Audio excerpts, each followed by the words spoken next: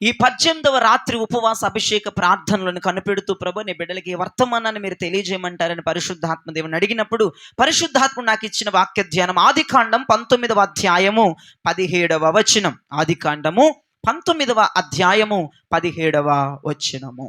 ఆ దూతలు వారిని వెలుపలికి తీసుకొని వచ్చిన తరువాత ఆయన నీ ప్రాణమును దక్కించుకున్నట్లు పారిపొమ్ము, నీ వెనుక చూడకుము, ఈ మైదానములో ఎక్కడనా నిలవకుము, నీవు నశించిపోకుండా ఆ పర్వతమునకు పారిపోమ్మని చెప్పగా. చేతులెత్తి గట్టిగా స్తోత్రం చెప్పండి. ఈ సందర్భం అంతా 3.5 సంవత్సరాలైంది బైబిల్లో చదివి, నా వైపు చూడాలి. ఈ సందర్భం అంటే ఎక్కడా లోతు కుటుంబాన్ని దేవుడు కాపాడటానికి వేసిన ప్లాన్. దేవునికి స్తోత్రం కలుగును గాక. దేవుడిద్దరు దూతల్ని భూమి మీదకు పంపారు. ఆ దూతలు వర్తమానం చెప్పారు, మీరు ఈ మైదానములో నుంచి అక్కడికి పారిపొమ్ము. హలో, ఈ మైదానములో నుంచి మీరు పారిపోవాలి, ఒక్క క్షణము కూడా నిలబడటానికి వీలు లేదు అని దూతల ద్వారా దేవాది దేవుడు లోతు కుటుంబానికి ఒక మంచి వర్తమానమును పంపాడు. ఎందుకంటే సొదొమ గొమొర్రా పట్టణాలని దేవుడు నాశనం చేయాలని అనుకున్నాడు. అగ్ని గంధకాల చేత వాటిని నాశనం చేయాలని అనుకుంటున్నటువంటి కాలం అది. ఆ కాలంలో నాకు నిజంగా ఆశ్చర్యార్థకమైన విషయం ఏంటంటే, దేవుడు లోతు కుటుంబాన్ని రక్షించటానికి ప్రయత్నాలు చేస్తున్నట్లుగా పరిశుద్ధాత్ముడు నాకు కనువిప్పు కలగజేశాడు. దేవునికి స్తోత్రం. సొదొమోని దేవుడు నాశనం చేస్తున్నాడు అన్న మాట చెప్పాలి, నిజమని చెప్పండి. వాస్తవం. సొదొమ గొమొర్రా పట్టణాలని అగ్ని గంధకాల చేత కాల్చి నాశనం చేయాలన్న ప్రణాళికలో దేవుడు ఉన్నాడు. ఆ ప్రణాళికతో పాటుగా ఆ సొదొమలో ఉన్న కుటుంబాన్ని కాపాడాలన్న ప్రణాళిక గీస్తున్న దేవుడు ఆయన. హల్లెలూయా, దేవునికి స్తోత్రం. ఆనాడు దేవుడు సొదొమోని నాశనము చేయాలనుకున్నాడు. అది నాశనము చేయాలనుకున్నది ఎంత నిజమో, దానిలో ఉన్న ఒక కుటుంబాన్ని కూడా కాపాడాలి అని ప్లాన్ గీస్తున్న దేవుడు అంతే నిజముగా ప్రత్యక్షమవుతున్నాడు. రానున్న వినాశనములో నుండి మన కుటుంబములు రక్షించబడునుగాక, మన కుటుంబములు దేవుని చేత కాపాడబడునుగాక. హల్లెలూయా. ఇప్పుడు నేను ఒక మాట అంటాను, మీరు ఒక మాట అనండి. చెప్పండి. నేను ఒక మాట అంటాను, మీరు ఒక మాట చెప్పరేంటండి? ఇప్పుడు నేనేమంటానంటే లోతు కుటుంబం రక్షించబడినట్లు అని నేను అంటాను. మీరేమనాలి? నేను నా కుటుంబం రక్షించబడాలి అనాలి. నేనేమంటాను, మీరేమనాలి? ఇప్పుడు నేను అంటున్నాను, చాలా జాగ్రత్త, ఒళ్ళు దగ్గర పెట్టుకుని గట్టిగా స్పష్టంగా చెప్పండి. లోతు కుటుంబం రక్షించబడినట్లుగా, లోతు కుటుంబం రక్షించబడినట్లుగా, లోతు కుటుంబం రక్షించబడినట్లుగా. ఆమేన్. ఖచ్చితంగా దేవుడు మన కుటుంబాలను రక్షించునుగాక, మన కుటుంబాలను కాపాడునుగాక. హల్లెలూయా.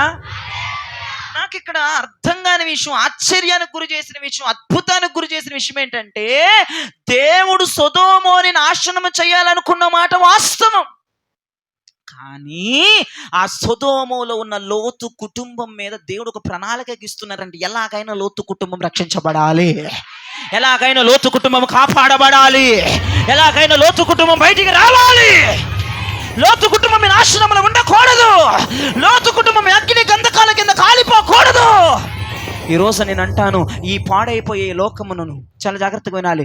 ఈ లోకమంతా గతించిపోతున్నా, ఇది ఎంత నిజమో. ఈ లోకమంతటి మీదకి రానున్న దినముల వినాశనం రాబోతుంది.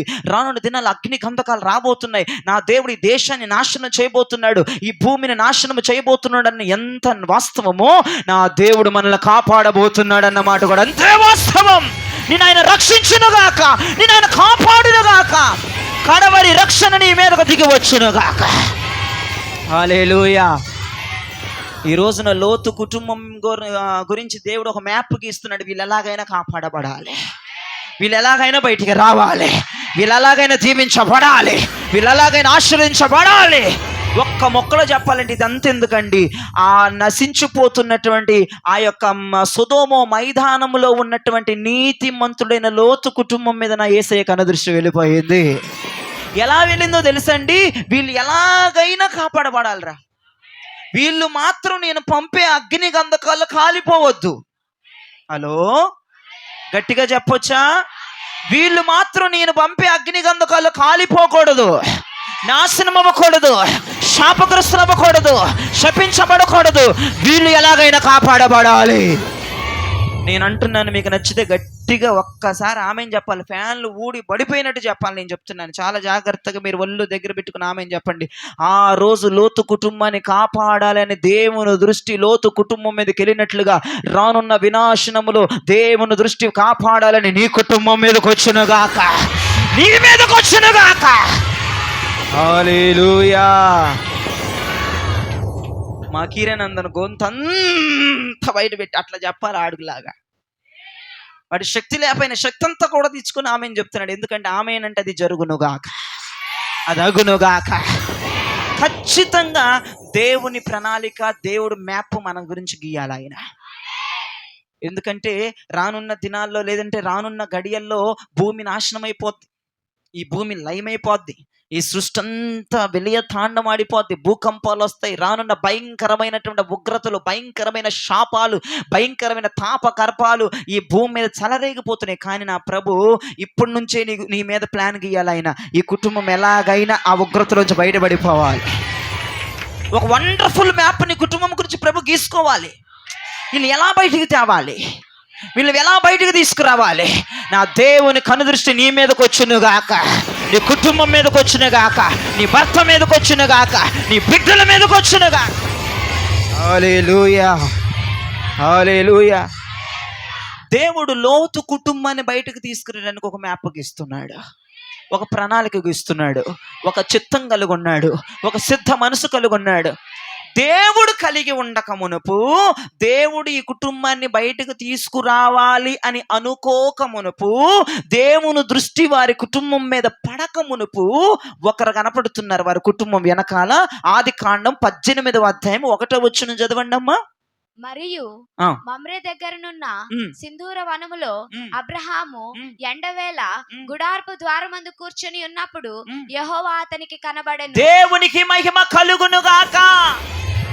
ఏమండి, దేవుని దృష్టి లోతు కుటుంబం మీద పడక మునుపు, దేవుని కనుదృష్టి లోతు కుటుంబం మీద పడక మునుపు, దేవుడు లోతు కుటుంబం గురించి వాళ్ళని రక్షించాలని మ్యాప్ గీయక మునుపు దేవుడు ఎవరికి కనపడ్డాడంటమ్మా? గట్టిగా, అబ్రహాముకు ప్రత్యక్షమయ్యాడు. అబ్రహాం ఎక్కడున్నాడంటే సింధూర వనము దగ్గర మమ్రే అనబడు వృక్షము క్రింద ఎండవేళ కూర్చొని ధ్యానము చేస్తూ ఉన్నప్పుడు దేవుడైన యెహోవా అబ్రహాము దగ్గరికి వెళ్ళి అంటున్నాడు, నా వైపు చూసిన వాళ్ళు ధన్యులు, కింద చూసిన వాళ్ళు అన్యులు. అబ్రహాము దగ్గరికి వెళ్ళి ఒక్క మాట ప్రభు అంటున్నాడు, అబ్రహామా, నేను ఏది చేసినా నీకు చెప్పకుండా చేయను కదరా, నేను ఏది చేసినా నీకు చెప్తాను కదరా, నేను ఒక పని చేయాలనుకుంటున్నాను, ఆ విషయం ఏంటో నీకు చెప్తాను అనగా అబ్రహాము, చిత్తగించుము తండ్రి, అదేంటో నాకు చెప్పండి ప్రభువా. అయ్యో ఇంత ఆలస్యమా, నాకు చెప్పండి అంటూ ప్రభు వైపు చూస్తూ ఉన్నాడు. ప్రభు అంటున్నాడు, నేను సొదొమ పట్టణాన్ని నాశనం చేయాలనుకుంటున్నాను. హల్లెలూయా. నేను సొదొమ గొమొర్రా పట్టణాన్ని నాశనం చేయాలనుకుంటున్నానని దేవుడైన యెహోవా ఎవరితో చెప్పాడు? మొట్టమొదటిగా ఎవరితో చెప్పారు? అబ్రహాము అహహా ఇహిహి అని నవ్వు గంతులేశాడా? అయ్యో ప్రభువా, ఇంత ఏంటి ఇంత ఫాస్ట్గా తీసుకున్నావు నిర్ణయం? సొదొమ గొమొర్రాని నాశనం చేస్తావా? ఎందుకు ప్రభువా ఇంత ఫాస్ట్గా నిర్ణయం తీసుకున్నావు, ఇంత ఫాస్ట్గా సంతకం పెట్టేశావు? ప్రభా, నేను ఒక మాట చెప్తాను, నీకేమనుకోపోతే ఒక మాట అంటాను, ఏమనవుగా అంటే ప్రభు అన్నాడు, ఏమన్నారు చెప్పురా అంటే అబ్రహాం అన్నాడు, ఒకవేళ ఆ సొదొమలో కనుక 50 మంది నీతిమంతులు ఉంటే నువ్వు కాపాడేస్తావా? ఆమేన్. కాపాడుతానురా అన్నాడు దేవుడు. అయితే అబ్రహాము సింధూర వనము దగ్గర నుండి ఎక్కడికి పరిగెత్తాడండి? సొదొమ పట్టణానికి పరిగెత్తి చుట్టూరా తిరిగి, చుట్టూరా గమనించి, చుట్టూరా పరిశీలించి మళ్ళీ తిరిగి వచ్చి, అయ్యా 50 మంది కాదు కానీ 45 మంది ఉంటే కాపాడతావా అన్నాడు. కాపాడుతానరా. మళ్ళీ సింధూర వనం దగ్గర నుంచి మళ్ళీ సొదొమలోకి వెళ్ళి ఆ 45 మంది దొరుకుతారేమోనని గమనించి పరిశీలించి ధ్యానిస్తున్నాడు. ఎవరూ దొరకలా. మళ్ళీ వెనక్కి వచ్చాడు. అయ్యా కోపగించుకోవద్దు కానీ 40 మంది ఉంటే కాపాడేస్తావా అని మళ్ళీ అడిగాడు.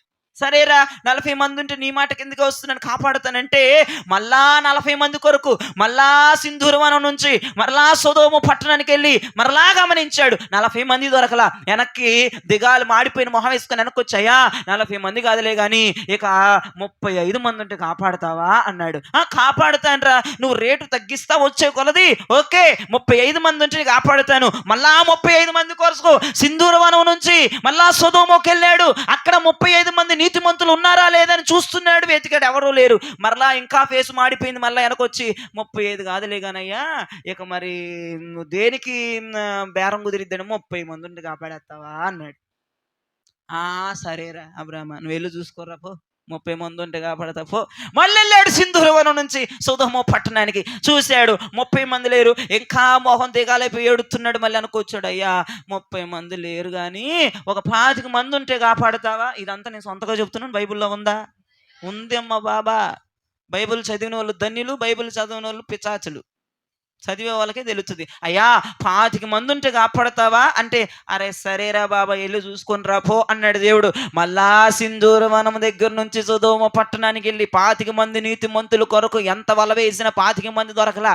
మళ్ళా దిగాలుగా వెనక్కి వచ్చాడు. ప్రవ్వా 20 మంది ఉంటే కాపాడుతావా అంటే ఒరే అబ్రాహ్మ కాపాడుతాను వెళ్ళి చెక్ చేసుకొని రా పోరా అని ఆ 20 మంది కొరకు మళ్ళా సింధూరవనం దగ్గర నుంచి సొదొమ పట్టణం వెళ్ళి గేల వేసిన వల వేసిన 20 మంది కూడా దొరకలేదు. మళ్ళీ వెనక్కి వచ్చాడు. ప్రభువా నువ్వు నన్ను కోపగించుకోనంటే మళ్ళీ ఒక మాట చెప్తాను. కోపానంలో చెప్పోయ్ 15 మంది ఉంటే కాపాడుతావా. కాపాడతాలే పో వెళ్ళి చెక్ చేసుకొని రా పో. మళ్ళా సింధూరవనం దగ్గర నుండి సొదొమ పట్టణం వెళ్ళి 15 మంది కొరకు గాలించాడు, గేలం వేశాడు కానీ వల వేశాడు కానీ 15 మంది నీతిమంతులు కూడా లేడు. మరలా వచ్చాడు. అయ్యా ఇట్ట దూరంగా ఉండి చంపలు పగలు కొడతాడేమోనని చెప్పి ప్రభు చంపలు ఇట్ట పట్టుకొని దూరంగా కూర్చొని 10 మంది ఉంటే కాపాడేస్తావా అన్నాడు. ఒరే బాబా నేను కొట్టండ్రేనరా నాయన వెళ్ళి చెక్ చేసుకొని రాపో 10 మంది ఉంటే కాపాడేస్తానన్నాడు దేవుడు. నా వైపే చూడాలలో కిందకి తలదించారంటే మీరు ఏదో తప్పు చేశారని అర్థం. తలెత్తి నా వైపు చూడండి. 10 మంది అయ్యా 10 మంది పోరా కొట్టనలేరా అబ్రాహ్మ ఎందుకురా నువ్వు చంపలు దాచుకుంటున్నావు వెళ్ళిపో వెళ్ళి చెక్ చేసుకొని రాపో. గేలం వేసాడు, వల వేసాడు, తిరిగాడు 10 మంది దొరకలా. ఇక చూసుకో ఎరగబాదుడు బాధేస్తాడు దేవుడు నన్ను ఇన్నిసార్లు ఇసుకిచ్ చేశాను అనుకుంటే భయంతో వచ్చి దూరంగా నిలబడి అయ్యా 5 ఉంటే కాపాడుతావా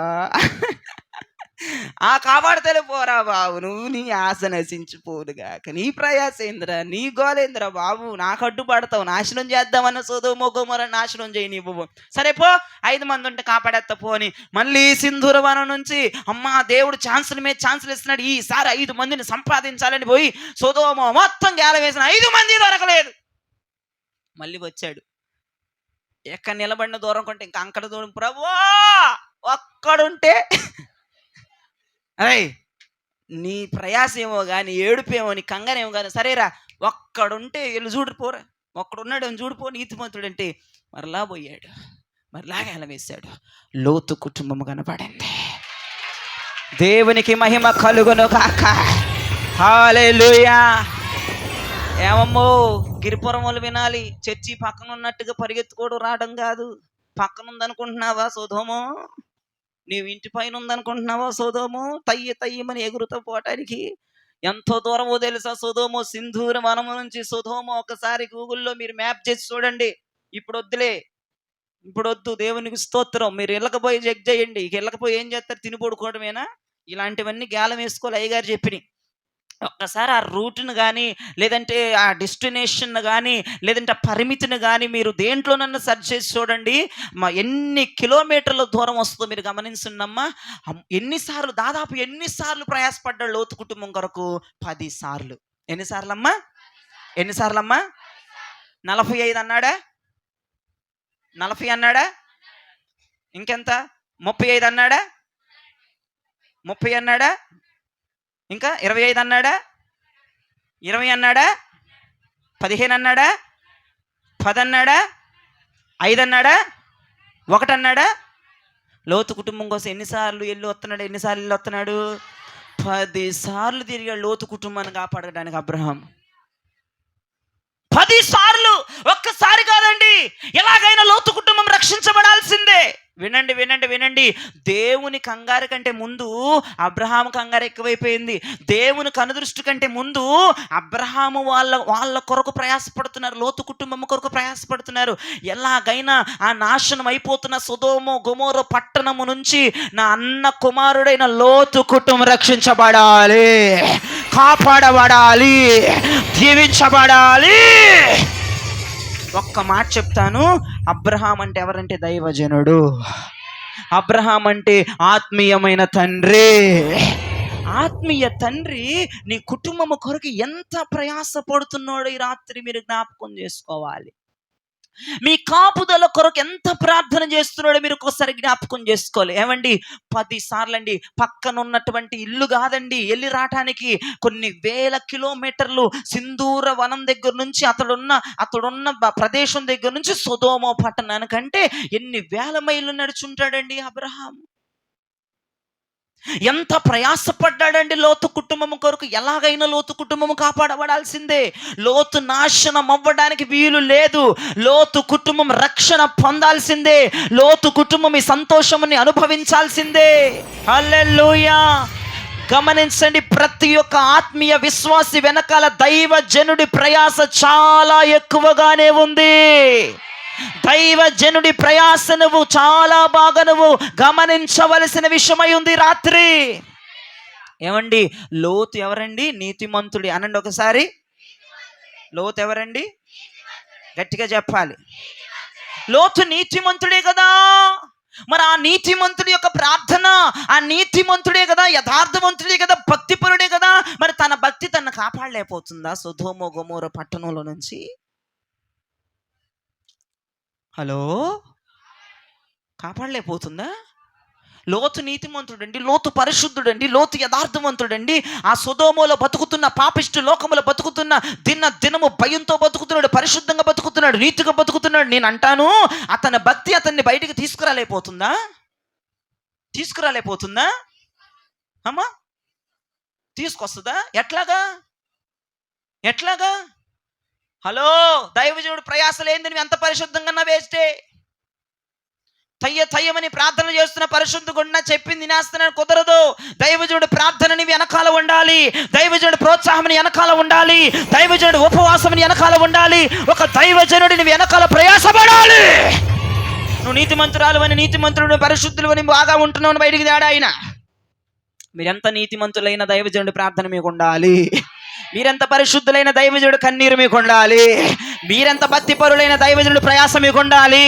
దైవజనుడు మీ కుటుంబం కొరకు పరిగెత్తకపోతే, మీ కుటుంబం కొరకు ప్రయాస పడకపోతే, మీ కుటుంబం కొరకు ప్రార్థన చేయకపోతే, మీ కుటుంబం కొరకు మోకరించకపోతే, మీ కుటుంబం కొరకు చేతులు ఎత్తకపోతే, నీ పరిశుద్ధత వ్యర్థం, నీ ఉపవాసం వ్యర్థం, నీ నీతి వ్యర్థం, నీ పలుకుబడి వ్యర్థం, నీ విశ్వాసం వ్యర్థం, అన్నీ వ్యర్థమే.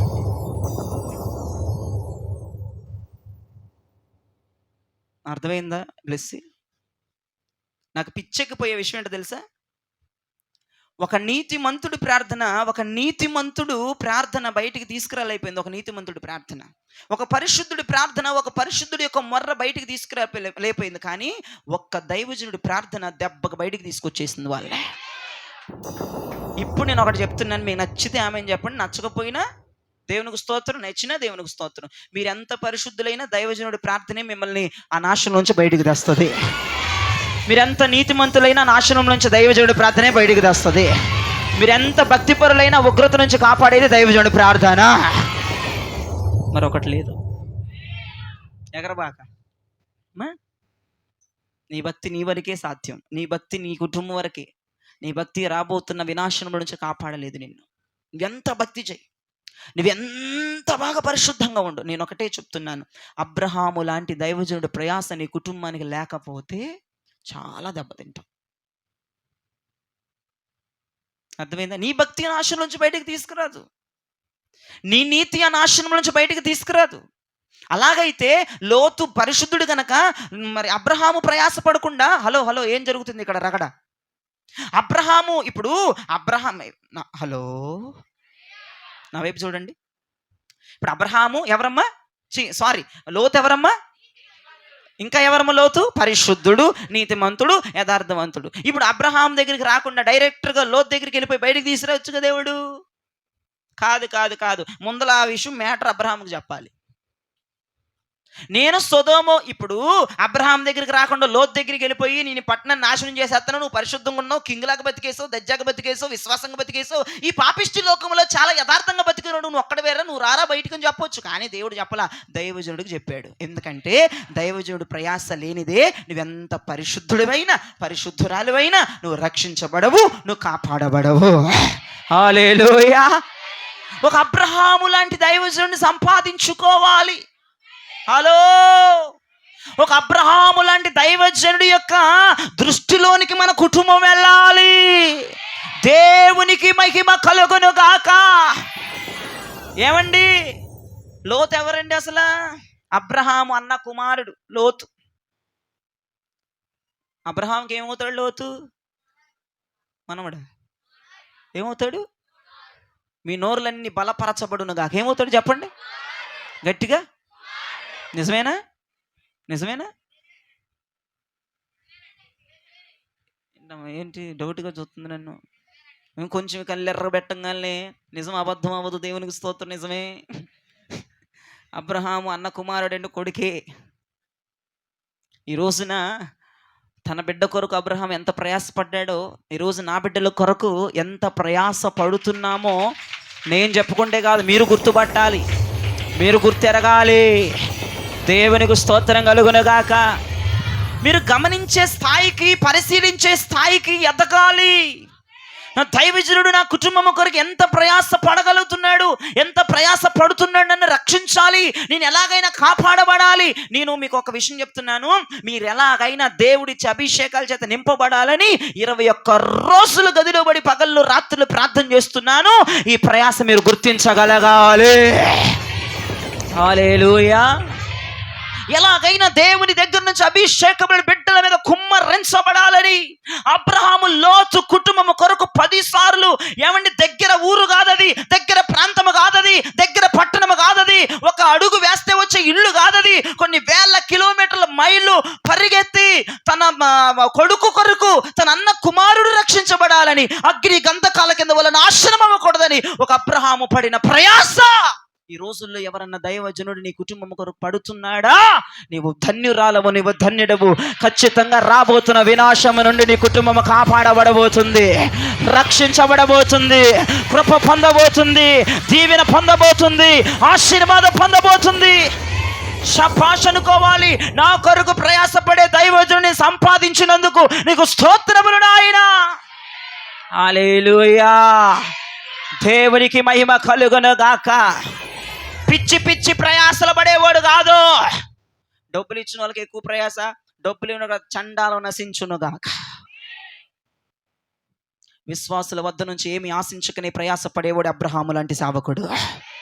ఎవడు అబ్రహాము లాంటి సేవకుడు అంటే, నీ దగ్గర రూపాయలు ఆశించేవాడు కాదు, నీ బ్రతుకు బాగుపడాలని ఆశించేవాడు, నువ్వు కాపాడబడాలని ఆశించేవాడు, నువ్వు దీవించబడాలని ఆశించేవాడు, నువ్వు ఒక గమ్యస్థానం చేరుకునేవాళ్ళని ఆశించేవాడు, ముందు నా మైదానం నుంచి బయటికి రావాలని ఆశించేవాడు. నువ్వు నాకు ₹1,00,000 జోబులో పెట్టుకుని వెళ్ళిపోతా కానీ నిన్ను నేను పోగొడను. ఆ టిక్కులు నాకు, ఆ దరిద్రం నాకు లేదు. దేవునికి స్తోత్రం. నువ్వు ₹1,00,000 ఇచ్చినా నీ పేరు బయటికి అనౌన్స్ చేయకుండా జోబులో పెట్టుకుని దేవునికి స్తోత్రం, వాళ్ళకి చేసిన ప్రార్థన చేసి నేను పంపించేస్తాను. నువ్వు 1,00,000 ఇచ్చేవని నీ ఇంటికి పొద్దాకలు వచ్చి 1,00,000 ఇవ్వలేదు నా ఇంటికి ఒకసారి వెళ్ళే బుద్ధి నాది కాదు. దేవునికి మహిమ కలుగునుగాక. ప్రయాస డబ్బుతో పోల్చొద్దు, ప్రయాస ఘనతతో పోల్చొద్దు. వీళ్ళింటికి పోతే నన్ను బాగా చూస్తారు, వీళ్ళింటికి పోతే నన్ను బాగా చూడరు కాబట్టి వీళ్ళింటికే పోవాలన్న దరిద్రం కూడా నాకు లేదు. వీళ్ళింటికి పోతే అన్ని రకాల కూరలు వస్తాయి, వీళ్ళింటికి పోతే ఒక పచ్చడనివే కాబట్టి వాళ్ళ ఇంటికి పోని వీళ్ళింటికి పోతానన్న దరిద్రం నాకు లేదు. నేను చెప్తున్నాను, ప్రయాస అన్నాలతో, ప్రయాస ఘనతతో, ప్రయాస డబ్బుతో పోల్చేది కాదు. ప్రయాస ఒక ప్రాణముతో పోల్చబడి ఉన్నది. ఎలాగైనా నీ ప్రాణము కాపాడబడాలి, ఎలాగైనా నీ కుటుంబం కాపాడబడాలి, ఎలాగైనా నీ జీవితం ఆశీర్వదించబడాలి, ఎలాగైనా మైదానం నుంచి బయటికి రావాలి. అటువంటి దైవజనుడిని సంపాదించుకున్నాను అన్న వాళ్ళందరూ గట్టిగా ఆమేన్ చెప్పండి. మీ సంతోషం బలపరచబడునుగాక. హల్లెలూయా. అవునా ఈ దైవజనుడు ఎక్కడ ఉన్నాడని ఆలోచిస్తారనుకున్నాను. ఆలోచించకుండా ఒక్క ఉలిక్కిపాటుగా ఫ్యాన్లు కూడా ఊడి పడిపోతున్నాయి అన్నట్లుగా ఆమెను చెప్పినందుకు దేవునికి స్తోత్రం. హల్లెలూయా. ఒకటేనండి, మీ కొరకు ప్రార్థించగలిగిన వాడిని, ప్రయాస పడగలిగిన వాడిని, రాత్రైనా పగలైనా నీ కుటుంబం కొరకు దారుల వలె, ఒక నది వలె కన్నీరు కాల్చగలిగిన వాడిని నువ్వు పట్టుకున్నావా, పొందుకున్నావా, సంపాదించుకున్నావా? ఆ దైవజనుడిలో నీ పేరు, నీ రికార్డు ఒక ఆశీర్వాదకరంగా, ఉన్నతకరంగా ఉందా? నేను చెప్తున్నాను, రాబోతున్న నాశనములో నీ కుటుంబం ఉండదు, రాబోతున్న ఉగ్రతలో నీ కుటుంబం ఉండదు, రాబోతున్న చెరలో నీ కుటుంబం వెళ్ళిపోదు, రాబోతున్న శాపములో నీ కుటుంబం ఉండదు, రాబోతున్న ఆ అగ్నిలో నీ కుటుంబం దాహుదైపోదు. నువ్వు కాపాడబడతావు. నవ్వుకుంటూ 36 పళ్ళు బయట పెట్టి పక్కన వాళ్ళు చేయబట్టుకొని వాళ్ళ ముఖం చూసి మనం కాపాడబడబోతున్నాము, మనం రక్షించబడబోతున్నాము. హల్లెలూయా. చెప్పు, ఏం చేయాలి చెప్పు, ఏం చేయాలి చెప్తుంది అసలు? చెప్పు ఇప్పుడు చెప్పు చెప్పిలోళ్ళు ధన్యులు, శాపనోళ్ళు అన్యులు. చెప్పదు ఇంత నవ్వుతుంది ఏంటి? నవ్వుకుంటా చెప్పమన్నా, నవ్వుతా చెప్పాలి ఇప్పుడు నువ్వు. 32 బయట పెడతాం. దేవునికి స్తోత్రం. ఎందుకంటే మనం కాపాడబడుతున్నాం, దేవునికి స్తోత్రం. మనం రక్షించబడుతున్నాం, దేవునికి స్తోత్రం. నేను అంటున్నాను, నా పాయింట్ జ్ఞాపకం చేసుకోండి, నా పాయింట్ని పట్టుకోండి. ఒక్క మాట నేను చెప్తున్నాను, చాలా జాగ్రత్తగా వినండి. వెనకేంటో గందరగోళం జరుగుతుంది అక్కడ. అది కూర్చున్నాడు సైమన్ గారు, దేవునికి స్తోత్రం. నేను ఒక్క మాట చెప్తున్నాను, దేవుని కనుదృష్టి కంటే ముందర లోతు కుటుంబం మీద ఎవరి కనుదృష్టి వెళ్ళిపోయిందమ్మా? అబ్రహాం మర్చిపోండి, చెప్పాలి గట్టిగా, దైవజనుడు కనుదృష్టి. ఇప్పుడు దేవుడు వచ్చి నాకు చెప్పాడు, ఈరోజు నీ భూమిని నాశనం చేస్తున్నానని. ఇప్పుడు దైవజనుడు ఏం చేస్తాడు? అమ్మో, ఈ భూమి మీద నా బిడ్డలు ఉన్నారు కదా, అయ్యా నా బిడ్డలు నీతిమంతులు ఆయన, నా బిడ్డలు ప్రయాసపడగలిగిన వారు ప్రభా, నా బిడ్డల కోసం ప్రయాసపడుతున్న వాళ్ళని రక్షించిన ఆయన, వాళ్ళ కాపాడిన ఆయన. ఈ అబ్రహాం అదే చేశాడు. అయ్యో, సొదొమోలో నా కొడుకున్నాడు కదా, కుదరదు అని చెప్పేసి, అయ్యా నా కొడుకున్నాడుగో సొదొమోలో అనలా. వెంటనే అబ్రహాము 50 మంది ఉంటే కాపాడుతా అంటే 50 మందిలో వాళ్ళ కొడుకు కూడా ఉన్నాడు కాబట్టి కాపాడతాడేమో. అసలు చూసారు అబ్రహాం ప్రయాస ఎట్లా ఉందో? 50 మంది లేరు, అయ్యా 45లో, ఆ 45లో కొడుకుంటాడు బయటికి తీసుకురావచ్చు అనుకున్నాడు. 45 మంది లేరు అక్కడ. 40 మందిలో ఉంటారేమో అనుకున్నాడు, 40 మంది కూడా లేరు. ఎలాగైనా వాళ్ళ కొడుకు నీతిమంతుడని తెలుసు, యథార్థవంతుడని తెలుసు. అమ్మ అందరితో పాటు వాడు పోకూడదు కాబట్టి ఎక్కువ సంఖ్య నుంచి బేరాలు ఆడుకుంటూ వచ్చాడు దేవుడి దగ్గర కాళ్ళు పట్టుకొని, మీకు ఏం తెలుస్తండి మా బాధలు, అర్ధరాత్రులు కాళ్ళు పట్టుకుని బతిమిలాడి గింగిర్లాగా కొట్టుకుంటూ మీరు చక్కగా హాయిగా పడుకొని పొద్దున్న లేసి ఒళ్ళు నొప్పులయ్య గారు అంటారు. మీ దరిద్రం నశించును గాక. మందిరాలకు వస్తే మీకు మాయ రోగాలు నన్ను క్షమించుదురుగాక, మీరు దీవించబడుదురుగాక. మీ కొరకు ఇంత తిప్పలు పడుతున్నోటి దగ్గరకు వచ్చి మీరు మీ ఆశీర్వాదాన్ని పుచ్చుకోవాలి. కానీ ఏందమ్మా మందిరం మానేసామంటే, ఇప్పుడే నాయన వత్తంటే పట్టేసింది పక్కటెమ్మక, మరి ఇరిగిపోలేదా? వత్తంటే పట్టేసిందమ్మా, వత్తానికి వస్తున్నామమ్మా. ఇంకొక దురాత్మది ఉంటుంది. ఆ దురాత్మ అంటది, అయ్యగారు వత్తానికి వస్తున్నాం కానీ మీరు 7 గంటలకల్లా తలుపులు వేసేస్తారని రాలేదని. అంటే ఆ నేరం కూడా నా మీదే మోపుతున్నారు సైతాన్లు. దేవునికి స్తోత్రం కలుగునగాక. ఏవండి, ఫార్మాలిటీకి తాళం వేస్తానన్నాను కానీ ఏనాడైనా వేసానండి? వస్తున్నారు గంగిరెద్దుల మాదిరి లోపలికి, తీస్తున్నాగా తలుపులు తీయకపోయిన దొంగల మాదిరి వచ్చి అక్కడ వెనకలు పడిపోతున్నారు. కొసేపుడికి ముందుకు వచ్చి దజ్జాగా కూర్చుంటున్నారు. మీకేం లాభం? ఏ నేరం అయినా నా మీదేసి రుద్దండి. అర్ధరాత్రులు ప్రయాసపడి దేవుని వద్ద పాదాలు పట్టుకొని గిలగలా కొట్టుకొని ఇక్కడికి వచ్చి మీ కొరకు ప్రయాసపడుతుంటే ఇప్పుడే పట్టేసింది నొప్పి అంటావా? దేవునికి స్తోత్రం. ఏమండి, వస్తున్నామండి, ఒక టిప్పర్లాడి వాడు అడ్డు పెట్టాడు, ఆ బండికి లేట్ అయిపోయింది, వెనక్కి వెళ్ళిపోయాడు. దేవునికి మహిమ కలుగున్నాం. ఏంటి దరిద్రం, ఏంటి చండాలం? అయ్యగారు 7ంటికే రమ్మన్నారంట, 7:10 అయిందంట, లేదంటే 7:01 అయింది అయ్యగారు. 1ంటికి మీరు ఇక 1 అయినా మేము తినన్నారు కాబట్టి నేను అందుకే ఇంట్లో మానేసి కూర్చొని బాగా కూర్చొని వండుకొని అన్నీ తిని పడుకొని లేచి ఇప్పుడు మళ్ళీ వచ్చాను టయానికి అంటుంది. ఎంత కోపం తెప్పించే మాటలు తెలుసు అవి. అందుకే మిమ్మల్ని ఎందుకు రాలేదని అడగడానికి కూడా నా మనసు ఒప్పదు. ఎందుకంటే నాకు మెంటలు వచ్చేసి ఎక్కడ చంపేస్తాను మిమ్మల్ని నన్ను భయం వేసిపోద్ది. అమ్మో, మీరు చెప్పే రీజన్స్కి అస్సలు నేను ఎవరిని అడగను. అమ్మో, లిఖితేష్ ఉన్నాడా? మీ అమ్మ ఏం చెప్పింది మొన్న? వచ్చిందా మీ అమ్మ? ఆ రోజు నుంచి రాలా? వెళ్ళి చెప్పు, లేదంటే వీడియో చూపించి మీ అమ్మకి రేపు పెడతాను. ఏందమ్మా పండగ పూట వచ్చామంటే, కాదండి మా పెద్దోడికి, మా అమ్మ ఇంకేముందండి మా పెద్దోడికి తలుపు పూసేసింది, అందుకే నేను రాలేదండి, ఇప్పుడు వాడికి తగ్గిపోయింది, ఈడికి వచ్చిందండి. ఇక వచ్చేస్తానండి రేపు నుంచి అంది. ఇప్పుడు నీకు వచ్చిందని రావట్లేదా? పొరపాటున అడిగా ఎందుకు రాలేదని.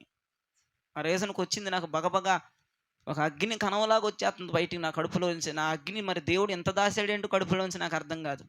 అయ్యగారికి కోపం రావద్దన్నారా? దయ్యాలారా కోపం వస్తుంది. ఎందుకు రాదు? మీరు చేసే పనులకి, మీరు చేసే కరెక్ట్గా ఉన్నాయా? మరి తలొక రీజన్. అసలు భయంకరమైన మెంటలు వచ్చేస్తుంది. అసలు నీ దాసుని ప్రయాసను గమనించాలి కదా. నువ్వేం గుర్తుపడుతున్నావు? నీ దాసుని ప్రయాస, నీ దైవజనుడి ప్రయాస.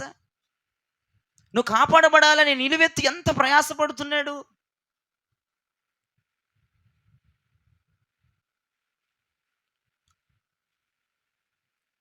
దైవజనుడు పిల్లల కోసం ఆలోచించడం తప్ప పిల్లలు ఎప్పుడు కూడా దైవజనుడి గురించి ఆలోచించరు.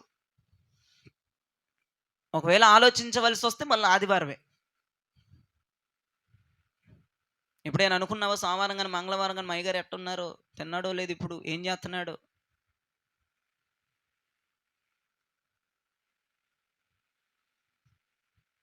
ముందర ఈ దరిద్రం నాశనం అయిపోవాలి. ఒక ఆదివారానికి గుర్తొస్తాడా నీకు తండ్రి?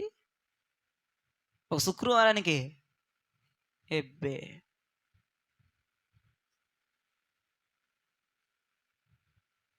అబ్రహాం ఎంత ప్రయాసపడ్డాడు లోతు కొరకు, ఎంత ప్రార్థన చేశాడు. ఉగ్రతలోంచి కాపాడేది నీ ప్రార్థన కాదు, దైవజనుడి ప్రార్థన. ఉగ్రతలోంచి కాపాడేది నీ పరిశుద్ధత కాదు, దైవజనుడి పరిశుద్ధత. ఉగ్రతలోంచి కాపాడేది నీ ప్రతిష్టత కాదు, దైవజనుడి ప్రతిష్టత. నేను చెప్తున్నాను, అబ్రహాము ప్రయాస పడ్డాడు కాబట్టి లోతు బయటకు వచ్చాడు. లేకపోతే లోతు భక్తి బయటికి తీసుకురాదు, లోతు పరిశుద్ధత బయటికి తీసుకురాదు. లోతు ఎంత దజ్జాగా బ్రతికాడు, సింహంలాగా బ్రతికాడు, ఎంత భక్తి చేసినా లోతు బయటకు వచ్చేవాడు కాదు. కానీ అబ్రహాము కింద మీద పడి 10 సార్లు తిరిగి ఆయాసపడి దేవుడి దగ్గర పాదాల మీద పడిపోయి, లోతును కాపాడతావా? కాపాడు. ఒక నీతిమంతులేమున్నాడు, ఒక కుటుంబమే ఉంది, కాపాడయ్యా, కరుణించయ్యా, దయచేయ్యా. కాపాడేసాడు దేవుడు. నేను అంటున్నాను, దేవుని దృష్టి నీ మీద ఉంది. గట్టిగా ఆమేన్ చెప్పండి. దైవజనుడు ప్రార్థన నీకుంది. గట్టిగా ఆమేన్ చెప్పండి. మీరు ఎంత అదృష్టవంతులమ్మా, ఎంత అదృష్టవంతులమ్మా. దేవుడు ఏం చేస్తున్నాడు? నా బిడ్డ ఎలాగైనా బయటికి రావాలని మేపగిస్తున్నాడు. మీరు విశ్వాసాలు అయితే గట్టిగా ఆమేన్ చెప్తారు. దైవజనుడు చేస్తున్నాడు, అర్ధరాత్రులు పడుకోకుండా నేను బాగా పండబెట్టి ఇంట్లో దైవజనుడు పడుకోకుండా ఎట్టగైనా నా బిడ్డ బ్రతికించాలి, ఎట్టగైనా నా బిడ్డకి అభిషేకం ఈ రాత్రి రావాలి, ఎట్టగైనా బిడ్డలు ఆత్మను పొందుకోవాలని ప్రార్థనలు చేస్తున్నారు. ఎవరు? ఎంత లక్కీ అమ్మా. అప్పుడప్పుడు స్క్వాడ్ మాదిరి వచ్చి ఇన్స్పెక్షన్ చేసే వాళ్ళ మాదిరి వచ్చి మిమ్మల్ని ఏమో నా కుమారులు నా కుమార్తెలు అన్నాడు, మమ్మల్ని ఏమో దాసులు అన్నాడు. మేము పనులం అంట, మీరేమో కింగులు అంట. ఎంత కృప పొందుకున్నారమ్మా మీరు దేవుని దగ్గర. ఎంత ధన్యతమ్మా మీకు. కాలు బాగోపోయిన, చెయ్యి బాగోపోయిన, జ్వరం వచ్చిన, ఏదొచ్చినా మానేసేది మీరేమో కుమార్తెలు కుమారులు అంట. రోజు వచ్చి ఏ నొప్పి వచ్చినా, గుండె నొప్పి వచ్చినా, ఏ నొప్పి వచ్చినా, తిన్నా తినకపోయినా, చెయ్యి నొప్పి వచ్చినా, కాలు నొప్పి వచ్చినా, కోపం ఉన్నా కోపం లేకపోయినా, ఇష్టం ఉన్నా ఇష్టం లేకపోయినా వచ్చి మైకా పుచ్చుకొని ప్రతి వారం మీ కొరకు ప్రయాసపడి మాట్లాడేవాడు పనువాడంట. ఇది ఎక్కడి న్యాయమండి? మీకు ఆ పదవి ఇవ్వడు, నాకు ఈ పదవి ఇవ్వడు, నాకు నచ్చలే.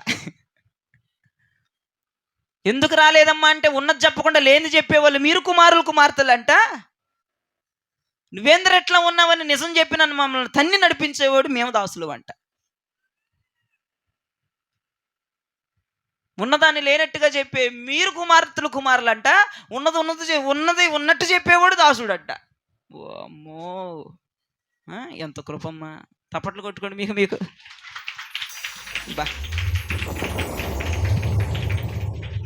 దొంగల మాదిరి తప్పించుకొని తిరిగే మీరు కుమార్తెలు కుమారులంట. దొరలాగా ప్రతివారం వచ్చేవాడు పనోడంట. తప్పట్లు కొట్టలే దొంగలందరూ. అది ఒప్పుకున్నారు దొంగలు మేమందరం అని. కానీ మీకు ఇచ్చిన బిరుదులు చూడు, ఐ క్లాస్కు ఉన్నాయి. నేనంటాను, ఏమంటాను నేను? ఉగ్రతలోంచి ఎవరు ప్రార్థన రావాలి? ఉగ్రతలోంచి బయటపడాలంటే దేవునికి స్తోత్రం. నేను కుమార్తెను కాదు, ఇక్కడ పనోడు ప్రార్థన చేయింది, నువ్వు బయటికి రావు. నేను పనోడిని మీకు ఎంత? అబ్బో ఎంత నవ్వుతున్నారమ్మా. దేవుడు మీ పళ్ళన్నీ బలపరచబడును గాక. మో జయరాజు గారు ఎక్కడ చూడు అక్కడ చూడు, చంపలు పగిలిపోతాయి. ఆ పనోడిని కాదు, మిమ్మల్ని కాపాడే పనోడిని, మిమ్మల్ని రక్షించే పనోడిని. దేవునికి స్తోత్రం కలుగునుగాక. ఈ లోకం మీదకి ఉగ్రత ఇప్పుడు రాబోతుంది, అన్ని కనిపెట్టుకోవాలి, ఈ పరిస్థితులను కనిపెట్టుకోవాలి, వాతావరణాన్ని కనిపెట్టుకోవాలి, ఎక్కడి నుంచి అపవాది వచ్చేసి మిమ్మల్ని పట్టుకుపోతాడో దావీదు మాదిరి నేను కనిపెట్టుకుంటూ ఉండాలి. సింహం వచ్చి నా గొర్రె పిల్లని, దొంగ గొర్రె పిల్లని ఎక్కడ తీసుకెళ్ళిపోద్దావు, నువ్వు దొంగదానమైనా నా గొర్రె పిల్లవే నువ్వు. అమ్మో లటుక్కును పట్టుకెళ్ళిపోయిందండి ఒక సింహం వచ్చి గొర్రె పిల్లని లేసాడు దావీదు. పనోడంతే, పనోడంటే చులకన చూడొద్దండి, సింహములను చీల్చి మిమ్మల్ని రక్షించగలిగిన వాడు పనోడు. ఓయ్ మామూలు పనోడు కాదు, ఇక్కడ కూర్చున్నాడు. సింహాలను చేర్చగలిగినాడు, ఎలుక బండిలను చేర్చగలిగినవాడు, అవసరమైతే గొలియాతును కోల్చగలిగినవాడు. ఈ రోజున ఈ గొలియాతుకి ఎంతైనా మీరు రెస్పెక్ట్ ఇవ్వాలి, రెస్పెక్ట్ ఇవ్వాలి. పనోడిని పనోడిలాగా చూడకుండా ఈ పనోడు మామూలుడు కాదు, సింహాలను సైతం చీల్చి నన్ను కాపాడగలిగిన వాడు అన్న ముక్కను జ్ఞాపకం చేసుకోవాలి. దేవునికి స్తోత్రం కలుగునుగాక. నేను ఒకటే చెప్తున్నాను, దైవజనుడి ప్రార్థన నీకు లేకపోతే, దైవజనుడి ప్రయాస నీకు లేకపోతే ఖచ్చితంగా చెప్తున్నాను నువ్వు కాపాడబడలేవు. ఎంత కృప! దేవుని దృష్టి నీ మీద ఉందంట, దైవజనుడి ప్రార్థన నీకు ఉందంట. ఇంకొక విషయం చెప్పను, హలో, ఆ విషయం చెప్పక ముందు చాలా మంది ఈ పూట ఏం చేయాలంటే దైవజనుడి ప్రయాస గుర్తుపట్టాలి. హలో, దైవజనుడి యొక్క ఏడుపును గమనించాలి, దైవజనుడి యొక్క బాధను గుర్తుపట్టాలి, అసలు ఆ దైవజనుడికి ఏది ఇష్టమో కనిపెట్టగలగాలి. మరి ఎంతమంది ప్రయాసను గమనిస్తున్నారు? అమ్మో పొద్దున్నే దొడ్లు గడగటానికి వెళ్తారు అయ్యగారు, అదేనని ప్రయాస?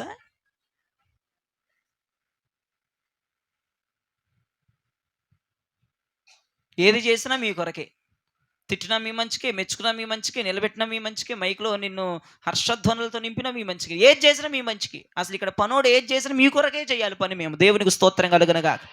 కానీ ఒక దగ్గర అపోస్తలుడైన పౌలు బాధపడతాడు. చూడండి, గలతీయులకు రాసిన పత్రిక 4వ అధ్యాయం 11వ వచనం తీయండి ఒకసారి. గలతీయులకు రాసిన పత్రిక 4వ అధ్యాయం 11వ వచనం. మీ విషయమై నేను పడిన కష్టము వ్యర్థమైపోవునేమో అని, అమ్మో వ్యర్థమైపోద్దేమోనని మిమ్మును గూర్చి భయపడుచున్నాను. దేవునికి మహిమ కలుగును గాక. దేవుడు గలతీయులతో ఎందుకు ఇక్కడ ఇంత గందరగోళం జరుగుతుందని ఒక్క మాట అడుగుతున్నాను, చెప్తారు చెప్పరు ఇప్పుడు ఇద్దరు? విని నా వైపు చూడండి అమ్మా, 3.5 సంవత్సరాలైంది జాన్సక్క, నా వైపు చూడాలి. బైబిల్లో చదివి దేవునికి మహిమ కలుగునుగాక. అక్కడ గాతీ సంఘాన్ని చూసి పౌలయ్య ఒక విషయంలో భయపడుతున్నాడు. అమ్మ వీళ్ళు కత్తులు తెచ్చారని పొడి చేస్తారని కాదు, అమ్మ వీళ్ళు బాంబు స్క్వాడ్ వాళ్ళు లేపేస్తారని కాదు, నేను పడిన ప్రయాస వీరి పట్ల ఎక్కడ వ్యర్థమైపోద్దో. నేను ఒక మాట చెప్తున్నాను, మీకు నచ్చితే ఆమెను చెప్పండి, ఏదో ఒకటి చెప్పండి, మీరేం చెబుతారు నాకు అనవసరం. ఇప్పుడు మీరు భాషలు మాట్లాడాలని నేను ప్రయాసపడుతున్నాను. హలో, ఏం మాట్లాడాలని? ఇప్పుడు మీరు ఆత్మ సంబంధమైన వరాలు పొందుకోవాలని నేను ప్రయాసపడుతున్నాను. ఇప్పుడు ఈ 31 రోజులు అయిపోతాయి. జనవరి మొట్టమొదటి శుక్రవారం మొదలైద్ది, మొట్టమొదటి ఆదివారం మొదలైద్ది. భాషలు మాట్లాడే వాళ్ళందరూ శుక్రవారం మాట్లాడకుండా లల్లల్లా అంటే నా ప్రయాసం ఏమైపోయినట్టు? హలో, అర్థమైందా? నన్ను బాధ పెట్టబాకండి. నీకు ఈ భాషలు ఇస్తుంది 4 రోజులకు కాదు, జీవితాంతం. చాలామంది భాషలు మాట్లాడరు, దుర్మార్గత నశించునుగాక. ఈ 4 రోజులు బబ్బబ్బ అంటే సరిపోదు, 25వ సంవత్సరం అంతా బబ్బబ్బ అనాల్సిందే. అనకుండా నీ ఇష్టానుసారంగా పాటలు పాడుకుంటా ఇప్పుడు ఏదో 4 గెంతులు గెంతేసి జనవరి నుండి గెంతకుండా అట్లాగా నిలబడిపోతే కుదరదు.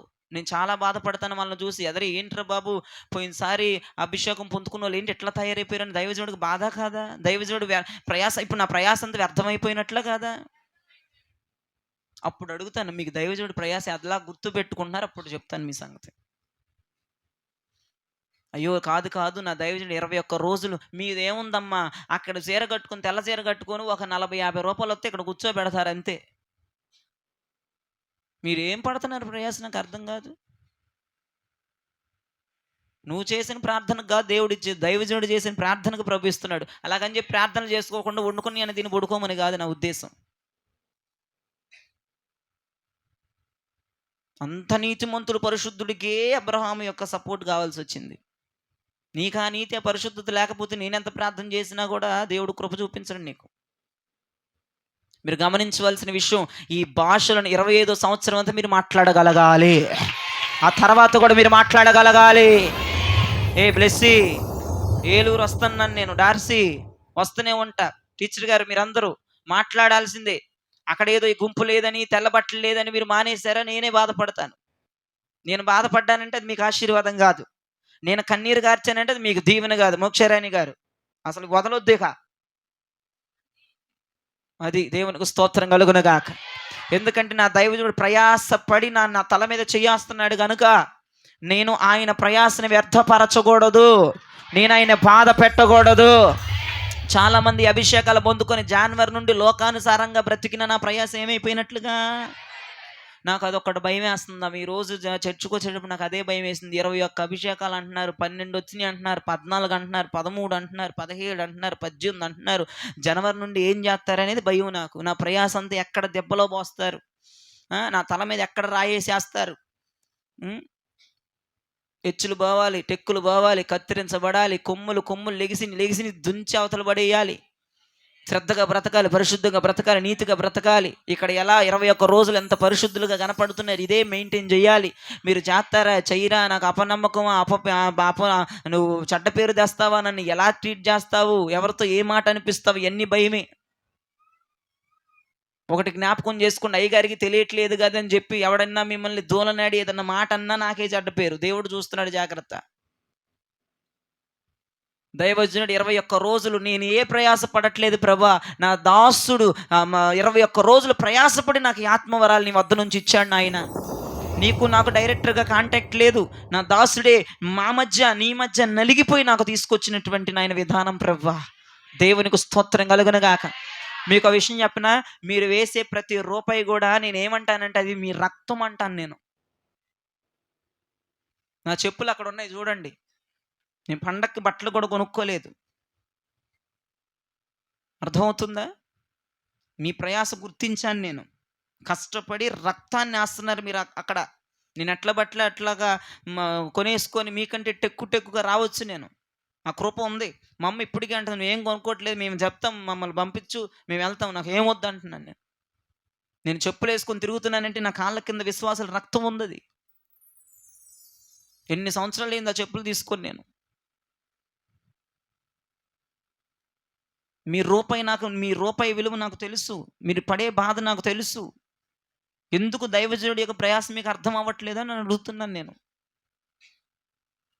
ప్రతిసారి అంటే అమ్మ కానుక పెట్టెలో పడే ప్రతి రూపాయి విశ్వాసుల రక్తం. అది విశ్వాసుల రక్తంతో మనం ఆడుకోకూడదని మా అమ్మకి, మా కుటుంబానికి కూడా నేను చెప్తాను.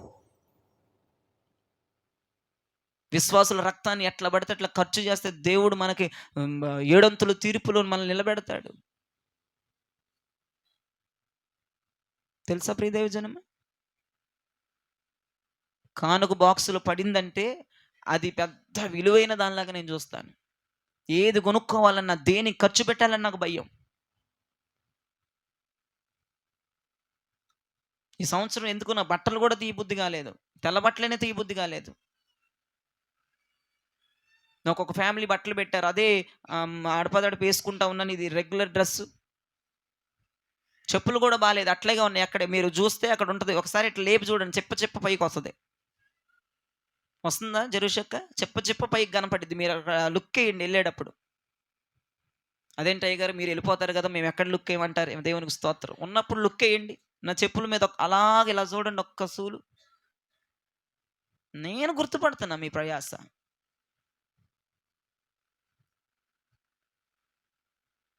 మీరిచ్చే ప్రతి దశం భాగం కావచ్చు, మీరిచ్చే ప్రతి రూపాయి కావచ్చు, ఇంటికి వచ్చినప్పుడు పెట్టే ప్రతి కానుక కావచ్చు. నేను ఆషామాషి చేయను ఆ రూపాయిని. నాకు మీరంటే విలువ, మీ కానుకంటే కూడా విలువే. కానీ మీరే దైవజనుడికి విలువ ఇవ్వరు. ఎప్పుడు ఇస్తున్నారు? ఎప్పుడు గమనిస్తున్నారు? ఎప్పుడు గుర్తెరుగుతున్నారు నా ప్రయాస? ఎప్పుడు తెలిసిద్దో తెలుసా? దైవజనుడి ప్రయాస గుర్తెరుగుతున్నాను. జనవరి నుండి మీ లిమిట్స్‌లో మీరుండి నా పేరుని నిలబెట్టి, అబ్బా! అభిషేకాలు పొందుకున్నారు ఈళ్ళు. అసలు కింగుల్లాగా తయారయ్యారు. పాత స్వభావాలు పోయినియి, పాత బుద్ధులు పోయినియి, ఎగస్ట్రాలు పోయినియి, తంత్రమంత్రాలు పోయినియి, జింత్రమంత్రాలు పోయినియి, దొంగ పనులు పోయినియి, ఊసులు పోయినియి, ముచ్చట్లు పోయినియి, వ్యవహారాలు పోయినియి, ఎగస్ట్రాలు పోయినియి, ఫోన్ కాంటాక్ట్లు ఎగిరిపోయినియి, చాటింగ్‌లు ఎగిరిపోయినియి, సోది ఎగిరిపోయింది. అప్పుడు మీరు నా ప్రయాస గుర్తుపట్టినట్లుగా. మేము గుర్తుపడతాం అంటే కుదరదు. మీ పద్ధతిలో చూపించండి, మీరు నా ప్రయాస గుర్తుపడతారో లేదు. నేను చూపిస్తున్నాను నా వస్త్రాల్లో, నేను చూపిస్తున్నాను నా చెప్పుల్లో మీ కానుకల యొక్క విలువ. అర్థమవుతుందా? హలో, ఇక్కడ పౌలయ్య అదే భయపడుతున్నారు. అమ్మో, ఎక్కడ వ్యర్థమైపోద్దో. నా భయాన్ని కొంచెం క్లియర్ చేయండి మీరు. దేవునికి స్తోత్రం. చక్కగా బ్రతకండి. దేవునికి స్తోత్రం. ఎందుకంటే ఇన్ని అభిషేకాలు పొందుకొని మీరు ఎట్టబడితే అట్ట జీవిస్తే అది దైవజనుడికి చాలా చెడ్డ పేరు, దేవునికి ఇంకా చెడ్డ పేరు. అర్థమవుతుందా? మీ తలల మీద అభిషేకించబడిన తైలం ఉంది. అభిషేకించబడిన సౌలు ఎలా బతికాడు? ఎంత హీనమైన స్థితి అండి సౌలుది. అలా బతకొద్దమ్మా. మీకు చేతులెత్తి నేను దాన్ని మొక్కుతున్నాను. నిజంగా సౌలు మాదిరి బ్రతకొద్దు ఎవరు కూడాను. మీరు సౌలు మాదిరి ఉన్నారంటే దైవజనుడి ప్రయాస వ్యర్థమైపోయింది. దేవుని కనుదృష్టి నీ మీద వ్యర్థమైపోద్ది. నీ కొరకు దేవుడు ప్రయాసపడుతున్నాడు, నీ కొరకు ఒక దైవజనుడు ప్రయాసపడుతున్నాడు. మీరు ఎంత లక్కీ పర్సన్స్ చూడండి. నేనేమంటున్నానంటే మా ప్రయాసను వ్యర్థం చేయొద్దు అంటున్నాను. అది నేను చెప్పేది. అర్థమైన వాళ్ళు గట్టిగా ఆమెను చెప్పండి. ఎట్టి పరిస్థితుల్లో మీరు సాకులు చెప్పొద్దు. ఇక్కడ నుంచి చెప్పరు కదా, చెప్పరు కదా. దైవజనుడి ప్రయాస ఎట్లాగైనా మీరు నిరుత్సాహం పరచరు కదా. ఎలాగైనా మందిరాల క్రమంగా వస్తారు కదా, వారం వారం వస్తారు కదా, దైవజనుడి ప్రయాస గుర్తుపెట్టి వస్తారు కదా. దేవునికి మహిమ కలుగునుగాక. ప్రైజ్. కొంతమంది చెప్పలేకపోతున్న వాళ్ళలో ఉన్న దయ్యాలు బయటికి వెళ్ళిపోవునుగాక. దైవజనుడి ప్రయాస అంటే అదే. మరి ఇంకేంటి? నోరేసుకొని నాకు నోరు ఉంది కానీ మేము గుర్తెత్తున్నాం అంటే కుదరదు. చూపించు మా, చూపిస్తే నాకు సంతోషం, చెప్తే కాదమ్మా. నేను మీ మాటలకు పడేవాడిని కాదు. అది గుర్తుపెట్టుకోండి. దేవునికి స్తోత్రం కలుగునుగాక. సరే, ఇప్పుడు మ్యాటర్లోకి వద్దాం. మొదటిదిగా దైవజనుడి యొక్క ప్రార్థన నీకుంది. రెండవదిగా దేవుని కనుదృష్టి నీకుంది. ఎందుకని? నువ్వు ఎలాగైనా కాపాడబడాలి, నువ్వు ఎలాగైనా రక్షించబడాలి, నువ్వు ఎలాగైనా దీవించబడాలి, ఎలాగైనా నీ మీదకి అభిషేకం రావాలి. ఎవరి ప్రయాసలు ఇవి? దేవుని ప్రయాస, దైవజనుడి ప్రయాస. దేవుడి ప్రయాస, దేవుడి ప్రయాస, దైవజనుడి ప్రయాస. దేవునికి స్తోత్రం. నీ ప్రయాస ఏంటంటే వ్యర్థం చేయొద్దు అంతే. నేనేమి చేయమంట్లా. మేము ఇంత ప్రయాసపడి దేవుడు కూడా మ్యాప్కి ఇస్తున్నాడు నువ్వు కాపాడబడాలని, దైవజనుడు కూడా ప్రార్థనల మీద ప్రార్థన చేస్తున్నాడు నువ్వు కాపాడబడాలని. నువ్వు వ్యర్థం చేసుకోవద్దు మా ప్రార్థనని, దేవుని కనుదృష్టిని. దేవునికి స్తోత్రం. ఇప్పుడు లోతు కుటుంబం బయటికి రావటానికి దైవజనుడి ప్రార్థన ఉంది, దేవుని కనుదృష్టి ఉంది. మూడోది చెప్తాను. లోతు కుటుంబం కాపాడబడటానికి మూడోది చెప్తాను. అక్కడే ఉంది. మీరు ఎక్కడికి వెళ్ళిపోమనక్కర్లేదు, వెనక్కి వెళ్ళిపోనక్కర్లేదు. అక్కడే ఉంది. 2 దేవదూతలు పంపాడంట. నా వైపు చూడరే, నేను బైబిల్లో చూడమని చెప్పానా? ఎంతమంది దేవదూతలు పంపాడంటే దేవుడు? ఏమిచ్చి పంపాడు? హలో, ఏమిచ్చి పంపాడు దూతలకి? ఇంకో గంటలో చనిపోతున్నావు నువ్వు, పూలదండలు ఇచ్చి పంపాడా దూతలతో? అగరబొత్తులు ఇచ్చి పంపాడా? శవపేటికలేం తయారు చేసి పంపాడు? మరి చెప్పరే. అరే, పెద్ద రాయి ఎత్తేసేస్తావు ఏలియా అందరి మీద. నువ్వు అక్కడవే చెప్పావు. అది కూడా ఎందుకు నిదానంగా చెప్పావు? ఇందాక చెప్పావు నువ్వు అక్కడే. కరెక్టా మాట? ఏం చెప్పావు గుర్తులేదు. సరే, నేను చెప్తాను వినండి. 2 దూతలను లోతు దగ్గర పంపాడు కదా. వాళ్ళు చనిపోతారు, వాళ్ళ మీద దండలు పిచ్చి పంపాడా? కాదు కదా. తలకాయలు ఉన్నాయా? ఓపండి, ఎట్టగట్టు ఓపండి. ఏంటి ఇట్లా అంటున్నావు అంటే ఇచ్చి పంపాడా? ఇట్లా అనాలి, ఇవ్వలేదని. శవపేటికలు తయారు చేసి పంపాడా? అగరబొత్తులు ఏమైనా ఇచ్చాడా? డబ్బుకులో నేను ఇచ్చి పంపించాడా? మరి ఇవ్వలేదు కదా. మరి ఏమి ఇచ్చాడు చెప్పరే? మరి ఇవన్నీ ఇవ్వలేదు. అమ్మా, అది అమ్మా గట్టిగా గట్టిగా. ఏ వర్తమానం? ఏ వర్తమానం? ఏ వర్తమానం? నీ అకౌంట్లో 1,00,000 రూపాయలు పడుతున్నాయో దేవుని, అదే అదే ఏ వర్తమానం? ఏ వర్తమానం? ఏ వర్తమానం? నాశనం నుంచి తప్పించే వర్తమానమే. టైటిల్ ఏంటి? టైటిల్ ఏంటి? కాదు కాదు, టైటిల్ ఏంటి? అక్కడే ఉంది వాక్యంలో. టైటిల్ ఏంటి? మీరు అందరు బైబిల్ చదవరని నాకు ఇప్పుడు అర్థమైంది. 2 దూతలను లోతు దగ్గర పంపించాడు, వర్తమానం ఇచ్చి పంపించాడు. వర్తమానం టైటిల్ అక్కడ ఉందమ్మా.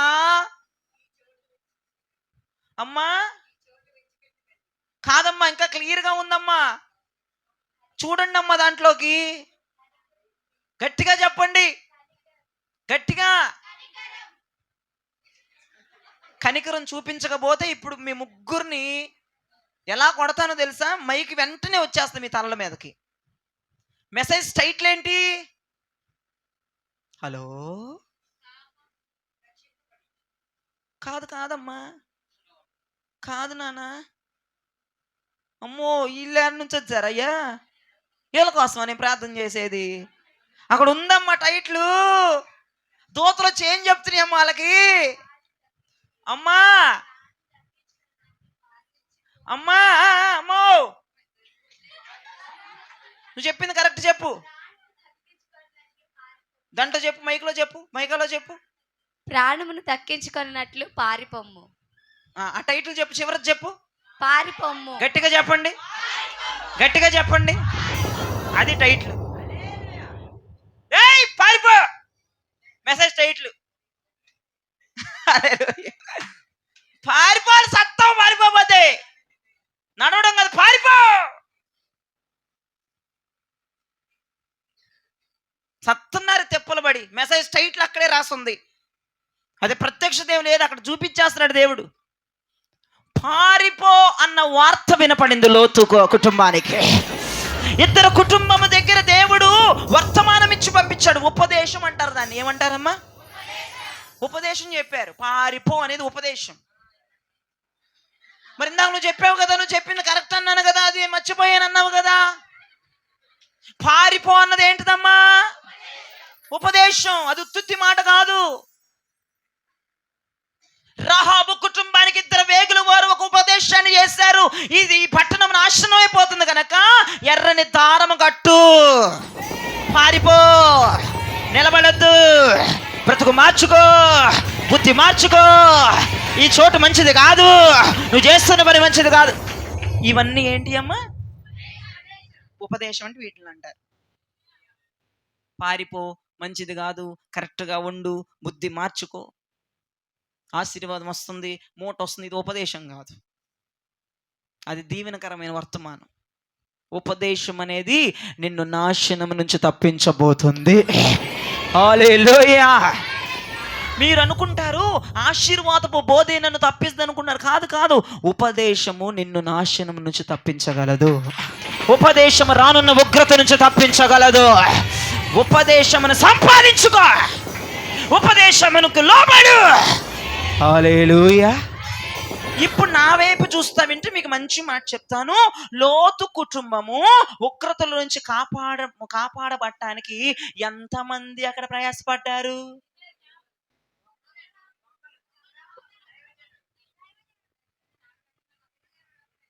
ఓయ్, ఒక్కడన్న వాళ్ళందరూ బయటికి వెళ్ళిపోయింది. తాళం వేసేసుకుంటాను నేను, మీరు నాకు వద్దు. ఇప్పుడు అందరూ చెప్పండి అన్నమాట. అందరూ అందరూ గట్టిగా, మీ నోరులు బలపరచబడునుగా. గట్టిగా గట్టిగా ఎవరెవరు చెప్పండి. తమిళ భాష వదిలేసి రమ్మని ఎప్పుడో చెప్పాను. ఇంకా నాకు బీపీ దేవద్దు, దేవునికి స్తోత్రం, మీ ఆత్రం.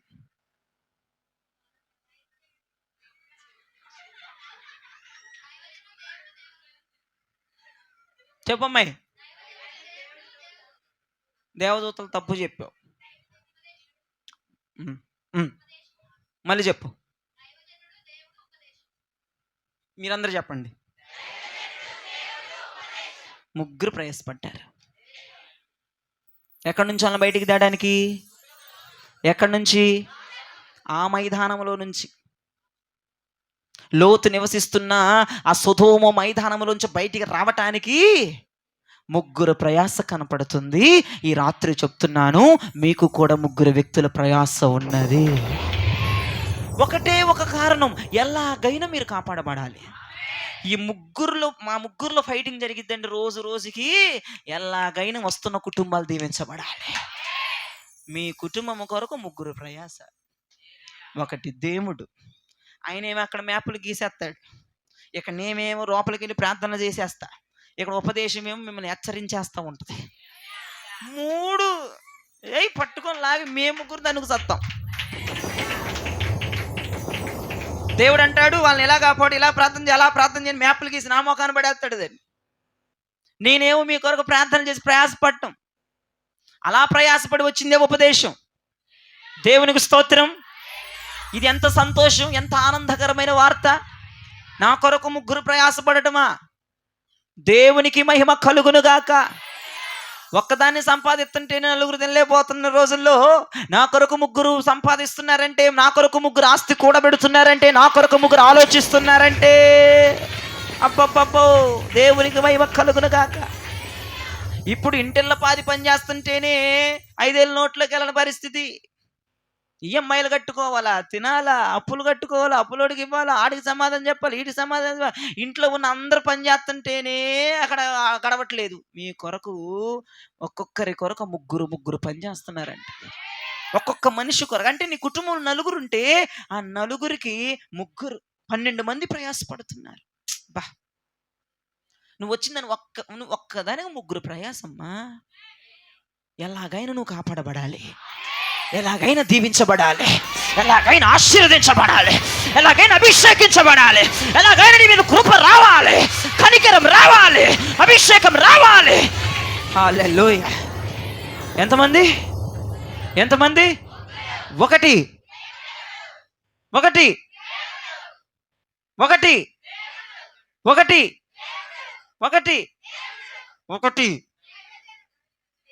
దేవుడా దైవజనుడా ఏది చెప్పినా ఒకటే. ముందర దేవుడిని పెట్టి తర్వాత దైవజనుడిని పెట్టినంత మాత్రాన ఏం అయిపోదు అక్కడ. ఏదో ఒకటి చెప్పండి. 1 అమ్మో, నేను క్రమంలో పెట్టి చెప్తానమ్మో. ఒకళ్ళు దేవుడు దైవజనుడు ఒకటే చెబుతున్నారు ముందర. 1 దేవుడు, 2 దైవజనుడు, 3 ఉపదేశం. చెప్పండి. ఏంటి ఇలా ముగ్గురు ఎవరి కోసం ప్రయాసపడుతున్నారు?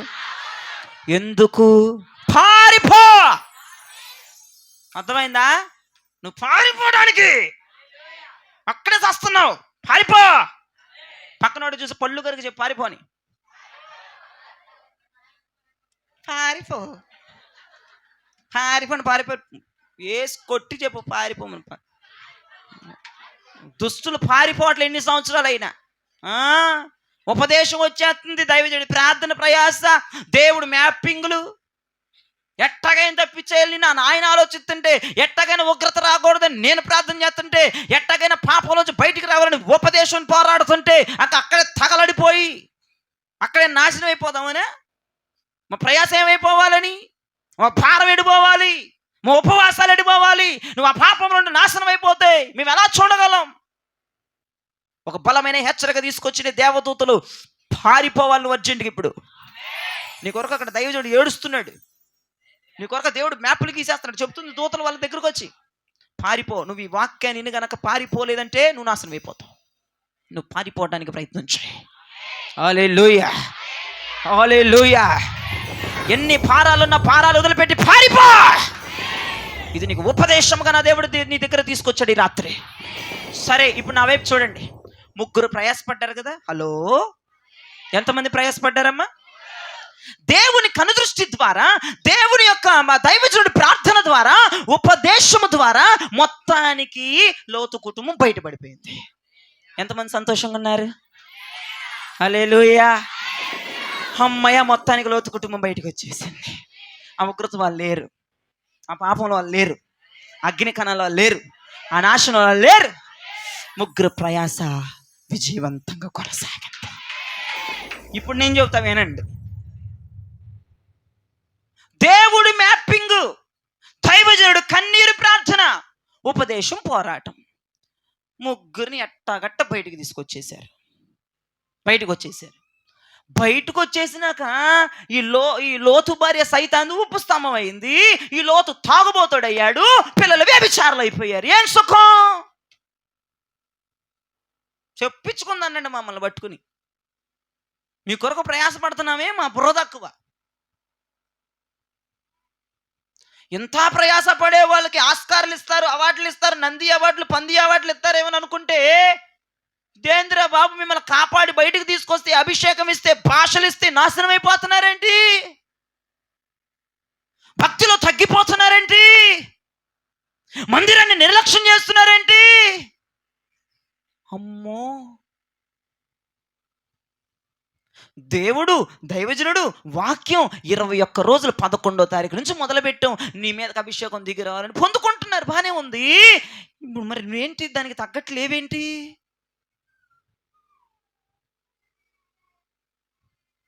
ఏమండి, లోతు కుటుంబం నిజంగా దేవుణ్ణి బాధ పెట్టింది, దైవజనుడైన అబ్రహామును బాధ పెట్టింది, ఉపదేశాన్ని బాధ పెట్టిందండి. బాధాకరమైన విషయం ఏంటి చెప్పను? నా వైపు చూడండి అందరూ. ముగ్గురు రాత్రి అనగా పగలనగా ప్రయాసపడ్డారు. ఒక పక్కేమో దేవుడు సొదొమ పట్టణంలో ఉన్న జనాలందరిని వదిలేసి వీళ్ళ కుటుంబం కొరకే పెన్ను పేపర్ తీసుకుని మ్యాపింగ్లు గీయడం. మ్యాప్ గీయక ముందు దైవజనుడు అబ్రహాం దగ్గరకు వచ్చేసి, అబ్రహాము నేను ఒకటి చేయాలనుకుంటున్నాను రా, నేను చేసేస్తాను అని చెప్తే, ఆయనేమో 10 సార్లు వాళ్ళ కొరకు అటు ఇటు పరిగెత్తి ప్రార్థనలు చేసి ఆయన పాదాల మీద పడి వేడుకోవటం. దేవుడు ఒప్పుకొని, సరేరా అబ్రహాము, వాళ్ళు నీతిమంతులు అంటున్నావు కాబట్టి నేను కూడా ప్లాన్కి ఇస్తాను, వాళ్ళు రక్షించబడటం నాకు ఇష్టమే, నువ్వు ప్రార్థన చేస్తున్నావు కాబట్టి నీ కన్నీరు చూసి నేను రక్షిస్తాను అని చెప్పేసి ఆయన పరలోకి వెళ్ళిపోయి దేవదూతలు ఇద్దరిని పంపించి ఉపదేశం పంపించి పారిపోమ్మని వాళ్ళని తీసుకొచ్చి ఉపదేశం తీసుకొచ్చి చెప్పటం. ఇంక నువ్వు దైవజనుడికి గౌరవం లేదు, ఇటు ఉపదేశానికి గౌరవం లేదు, అటు దేవునికి గౌరవం లేదు, ఇన్ని అభిషేకాలు వచ్చినా కూడా నువ్వు నాశనం అయిపోతున్నావు అంటే అర్థం ఏంటి? మా ముగ్గురు పరువులు తీసేస్తున్నావు. ఎలా బతుకుతారో జాన్వరి నుండి నేను చూస్తాను. నేను ఇంక జాన్వరి నుంచి ఏది డిసైడ్ అయినా, మీరు చేసే తింగర పనులని మీ మొహం మీద అంట మీరు మానేసినా దేవునికి స్తోత్రం. ఇంక నేను దాచుకొని అనేస్తాను మీ మొహాల మీద. మీరు బాధపడినా దేవునికి స్తోత్రం. నా దగ్గర పరిచర్య పిల్లలు కూడా చాలా జాగ్రత్తగా ఉండాలి. జాన్వరి నుండి నవ్వుతాను అంటిస్తా, సొరక కోలుకోలేరు. అది ముగ్గురు ప్రయాసపడుతుంటే ఆటకతనంగా వచ్చి వెళ్ళిపోవడం కాదు. ఎంత బాధ, ఉపదేశం బాధపడింది, అటు అబ్రహాము బాధపడ్డాడు. అరే లోతా, ఇంత ప్రార్థన చేస్తే తాగుబోతాడు అయిపోయావేంట, నీ భార్య ఏంట్రా ఉప్పు స్తంభం అయిపోయింది, దేవుడు పాదాలు పట్టుకున్నారా. తన కొడుకుని చూసి ఎంత గుండె లవిసేలా ఏడ్చాడు అబ్రహాం. నీ కొడుకు పడిన ప్రయాసంతా వ్యర్థమైపోయింది. దేవుడు కూడా ఎంత బాధపడ్డాడో. ఎంత మ్యాప్ గీస్తే ఆ మ్యాప్కి వ్యతిరేకంగా జరిగింది. అక్కడ సొదొమలో నుంచి బయటకు వచ్చేసారు, కాదనట్లా. అభిషేకాలని పొందేసుకుంటున్నారు మీరు, కాదనట్లా. పొందుకున్న తర్వాత నీ పరిస్థితి ఏంటి ఆలోచించమ్మా. ఇప్పుడు రాలేదని బాధ కాదు, వచ్చిందాన్ని నువ్వేం చేస్తావు? ఇచ్చిన కృపను నువ్వు ఎలా ఉపయోగిస్తావు? రాలేదని మొహం మాడిపోయిన మొహాల్లాగా ఫేసులు పెట్టడం కాదు గొప్పతనం. వచ్చిన దాన్ని ఎలా కాపాడుకోవాలి, ఇచ్చిన దాన్ని ఎలా కాపాడుకోవాలి. ఆమెను చెప్పరే, నచ్చట్లేదా మీకు మాట? నిరుత్సాహంగా వస్తుంది మీకు. ఇంత ప్రయాసపడే దైవజనుడు వచ్చి మీ కొరకు చెప్తున్న ఒక ఆమెను కూడా చెప్పలేకపోతున్నారు, ఇప్పటికీ చెప్పలేకపోతున్నారు. అర్థమైందా? దేవుడు మీకు ఇస్తున్నాడా ఇవ్వట్లేదా? చెప్పాలి, ఇస్తున్నాడా ఇవ్వట్లేదా? ఇప్పుడు ఇస్తున్న దాన్ని ఎలా ఉపయోగించాలి, దేని కొరకు ఉపయోగించాలి, ఎలా ఇంప్రెస్ చేయాలి నా దైవజనుడిని, దేవుణ్ణి, ఉపదేశాన్ని. నేను ఈ మూడింటిని తృప్తిపరచాలి. నాకిచ్చిన అభిషేకాన్ని బట్టి, నాకిచ్చిన పేరును బట్టి, నాకొచ్చిన ఈ ఆత్మాభిషేకం బట్టి నేను ఈ ముగ్గురిని తృప్తిపరచగలగాలి, ఈ ముగ్గురిని సంతోషపెట్టాలి. కానీ ఈ ముగ్గురిని ఏడిపించిన కుటుంబం ఏంటిది? గట్టిగా చెప్పాలి. నేను చేతులెత్తి చెప్తున్నా, లోతు కుటుంబం వల్ల జాన్వరి నుండి మీరు మారొద్దు.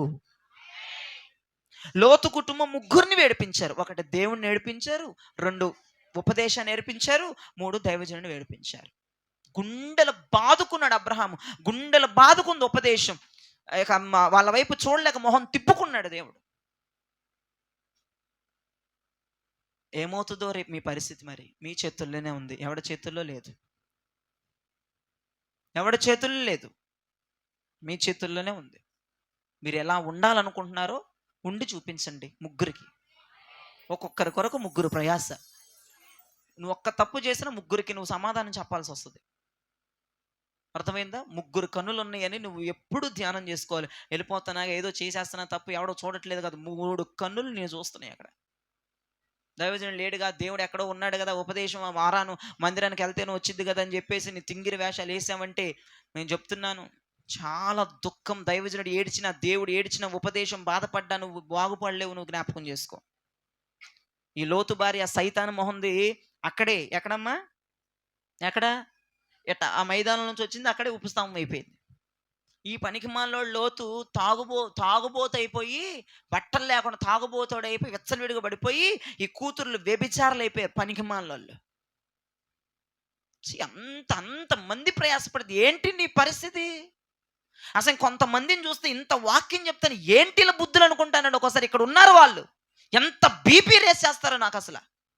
వాళ్ళ మాటలు నచ్చవు, వాళ్ళ పద్ధతులు నచ్చవు. నేను చాలా బాధపడుతున్నాను వాళ్ళ బట్టి అసలు. అరే మొన్న చెప్పిన వాక్యమే మర్చిపోయి బరి తెగించి మాట్లాడతారు మాటలు. క్షమించండి ఏమన్నా తప్పు మాట్లాడుంటే. కోపం ఆపుకోలేకపోతున్నాను నేను. ఎంత బాధ వస్తుందో తెలుసా మీరు మాట్లాడే మాటలు, కొన్నిసార్లు తింగిరి మాటలు. నేనున్నానని లెక్క చేయకుండా కూడా మాట్లాడుకుంటారు. నువ్వేం ప్రయాసకి విలువిస్తున్నావు? అరే ఉపదేశం వచ్చింది వాళ్ళ దగ్గరికి పారిపోమ్మని. చాలా సంఘాల్లో ఉపదేశం లేదండి, మీరు ధన్యులు, దేవునికి స్తోత్రం చెప్పండి. మొన్న ఒక పనికి మాలింది, ఏమనుకో మాకు, నన్ను క్షమించండి. యూట్యూబ్లో ఫారెన్లో అసలు ఎలా చెప్తుందంటే పనికి మాలింది వాక్యం, జీన్స్ ప్యాంట్లు వేసుకొని షర్ట్ వేసుకొని ఒక అమ్మాయి ఒక అబ్బాయి రూపంలో మారిపోయి పనికిమాల బోధ చేస్తుంది. వెంటనే తీసేసాను ఆ వీడియో. చాలా సంఘాలు ఉపదేశం లేదు, పనికిమాల బోధలు ఎక్కువైపోతున్నాయి, కుయుక్తులతో కూడిన బోధలు ఎక్కువైపోతున్నాయి, జ్ఞానంతో కూడిన బోధలు ఎక్కువైపోతున్నాయి, పిహెచ్డి లెవెల్లో చెప్పే బోధలు ఎక్కువైపోతున్నాయి, మాట చాతుర్యత్వం చెప్పే బోధలు ఎక్కువైపోతున్నాయి. పారిపోమ్మని ఎవడో చెప్పట్లేదు, ఉపదేశం ఎవడు అందించట్లేదు, హెచ్చరిక సంఘానికి ఎవడు చెయ్యట్లేదు. వీళ్ళు ఇంకా బాగా పొడిగితే పొగిడితే 4 రూపాయలు ఎక్కువిస్తారని వాక్యం చెప్తున్నారు, కానీ సంఘాన్ని గద్దించే బోధలు లేవు. నేను రీసెంట్గా 4 రోజుల క్రితమే చూసా ఆమె వీడియో. మన సంఘం ఎంత కృప పొందుకుందో ఒకసారి జ్ఞాపకం చేసుకోండి. ఎంత భాగ్యం పొందుకుంది. ఇతర చోట్ల ఉపదేశాలు దొరక్క దైవజనులే డ్రెస్సింగ్ స్టైల్ బాగోక చండాలమైన డ్రెస్సింగ్ స్టైల్ వేసుకొని వాక్యాలు చెప్తున్నారు. కానీ సంఘంలో దరిద్రం లేదే, సంఘంలో ఆ వ్యవహారం లేదే, కుయుక్తితో బోధ చేయట్లేదు కదా. ఇంకొక విషయం, చర్చికి వచ్చారంటే నేను ఎవరి మీద టార్గెట్ చేసి, ఇప్పుడు నా ఊహ తెలిసిన దగ్గర నుంచి ఎవరి మీద టార్గెట్ చేసి నేను వాక్యం చెప్పలేదు. అది మీరు అనుకుంటారు పిచ్చి మైండ్లు, నా గురించే వాక్యం చెప్తున్నాడు, ఎవరో చెప్పేశారు అయ్యగారు, కానీ నేను చెప్పినా మీరు వినరు. నాకు అట్లా రావమ్మా, నేను పిహెచ్డీలు చదవలేదమ్మా నీకోసం ఈ వాక్యం చెప్పడానికి. ఈ పూట నా దేవుడు ఇచ్చిందని పట్టుకొస్తాను, నువ్వు దొరికిపోతావు దొంగవి. దానికి కూడా దైవజనుడి నేరం. దైవజనుడు ఎవరో చెప్పారు, దైవజనుడు తీసుకొచ్చి నన్ను తిట్టడం ఇష్టం లేక వాక్యంలో చెప్తున్నాడు అనుకున్న భక్తులు నా ముందు కూర్చున్నారు. చెప్తే మీ పరువులు పోతే తలెత్తి నా వైపు చూడండి, మీరు ఎవరు తప్పు చేయలేదు. ఇక్కడ ఉపదేశమే చెప్తాం, కానీ నీ గురించి ఎవరో చెప్పారని నీ గురించి ఒక లిస్టు తయారు చేసుకొని వాక్యం చెప్పే దరిద్రమైన బుద్ధి, ఆ నీచ నికృష్టమైన పనికి మన తంట నాది కాదు. అంత మైండు నాకు లేదు, అంత జ్ఞానం నాకు లేదు తల్లి. నీ గురించి రాత్రికి రాత్రి ఒక సబ్జెక్ట్ రాసుకురావాలన్న జ్ఞానం నాకు లేదమ్మా. ప్రభుది పాదాల మీద పడాలి, ప్రభు ఇస్తే తీసుకోవాలి. మళ్ళీ చెప్తున్నా, కోతలు కనుక నాకు వినపండి అంటే నీ ఇంటికి వచ్చి మరి తిడితే ఎంత ఛార్జ్ చేయని పర్లేదు నాకు. ఇక వదలను, జనవరి నుండి ఎవరిని నేను ఎన్ని మాటలు వినపడతా నేను మూసుకొని కూర్చుంటున్నాను నోరు. నేను బాధపడతా, ఈసారి అడిగి బాధపడతా ఈసారి. అప్పుడు మీరు బాధపడదురు, నేను బాధపడతా, అప్పుడు బాగుంటుంది. ఎన్ని సంవత్సరాలు నేను ఒక్కనే బాధపడ్డాను, ఇప్పుడు మిమ్మల్ని బాధ పెడతాను నేను. కొన్ని కూతలు నా దాకా వస్తాయి, మీరు రాకూడదనుకున్నా వస్తాయి, అప్పుడు చూపిస్తాం మీకు. మీరు ఉంటారా ఊడిపోతారనే తెలుస్తుంది. ఎందుకంటే బాధ ఇది, మా ప్రయాస ఇది. వ్యర్థమైపోతుంటే చూసి ఓర్వలేకపోతున్నా, చూసి తట్టుకోలేకపోతున్నా.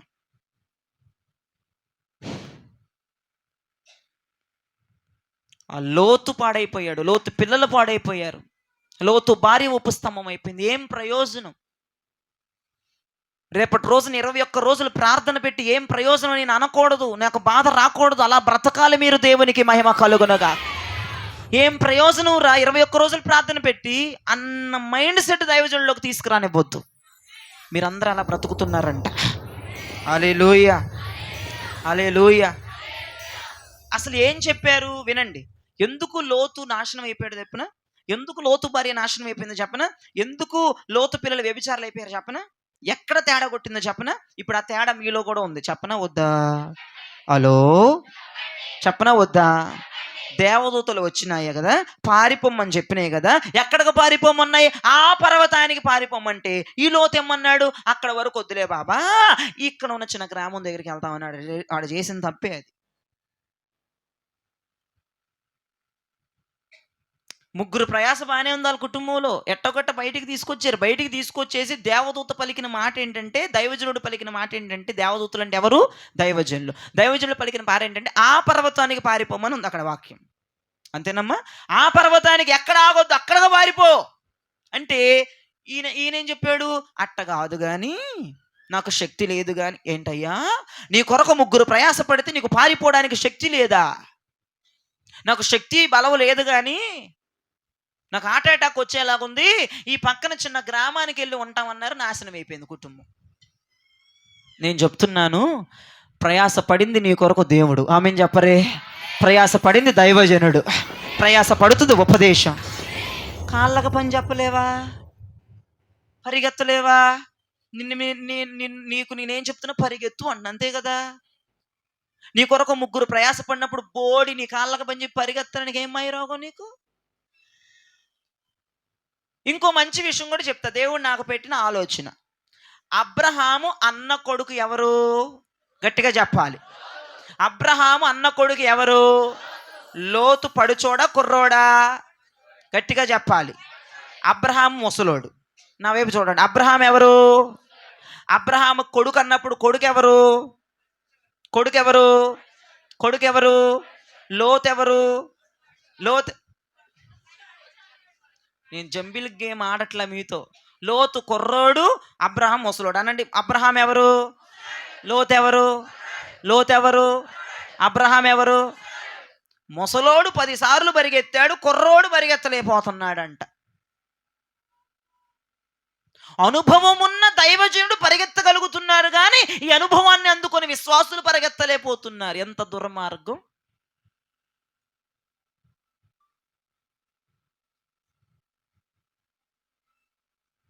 ఒక్కసారి నేను ఫోన్ల మీద గనక శాపం రిలీజ్ చేస్తే అక్కడక్కడే టప్పుకున బలిగిపోతుంది.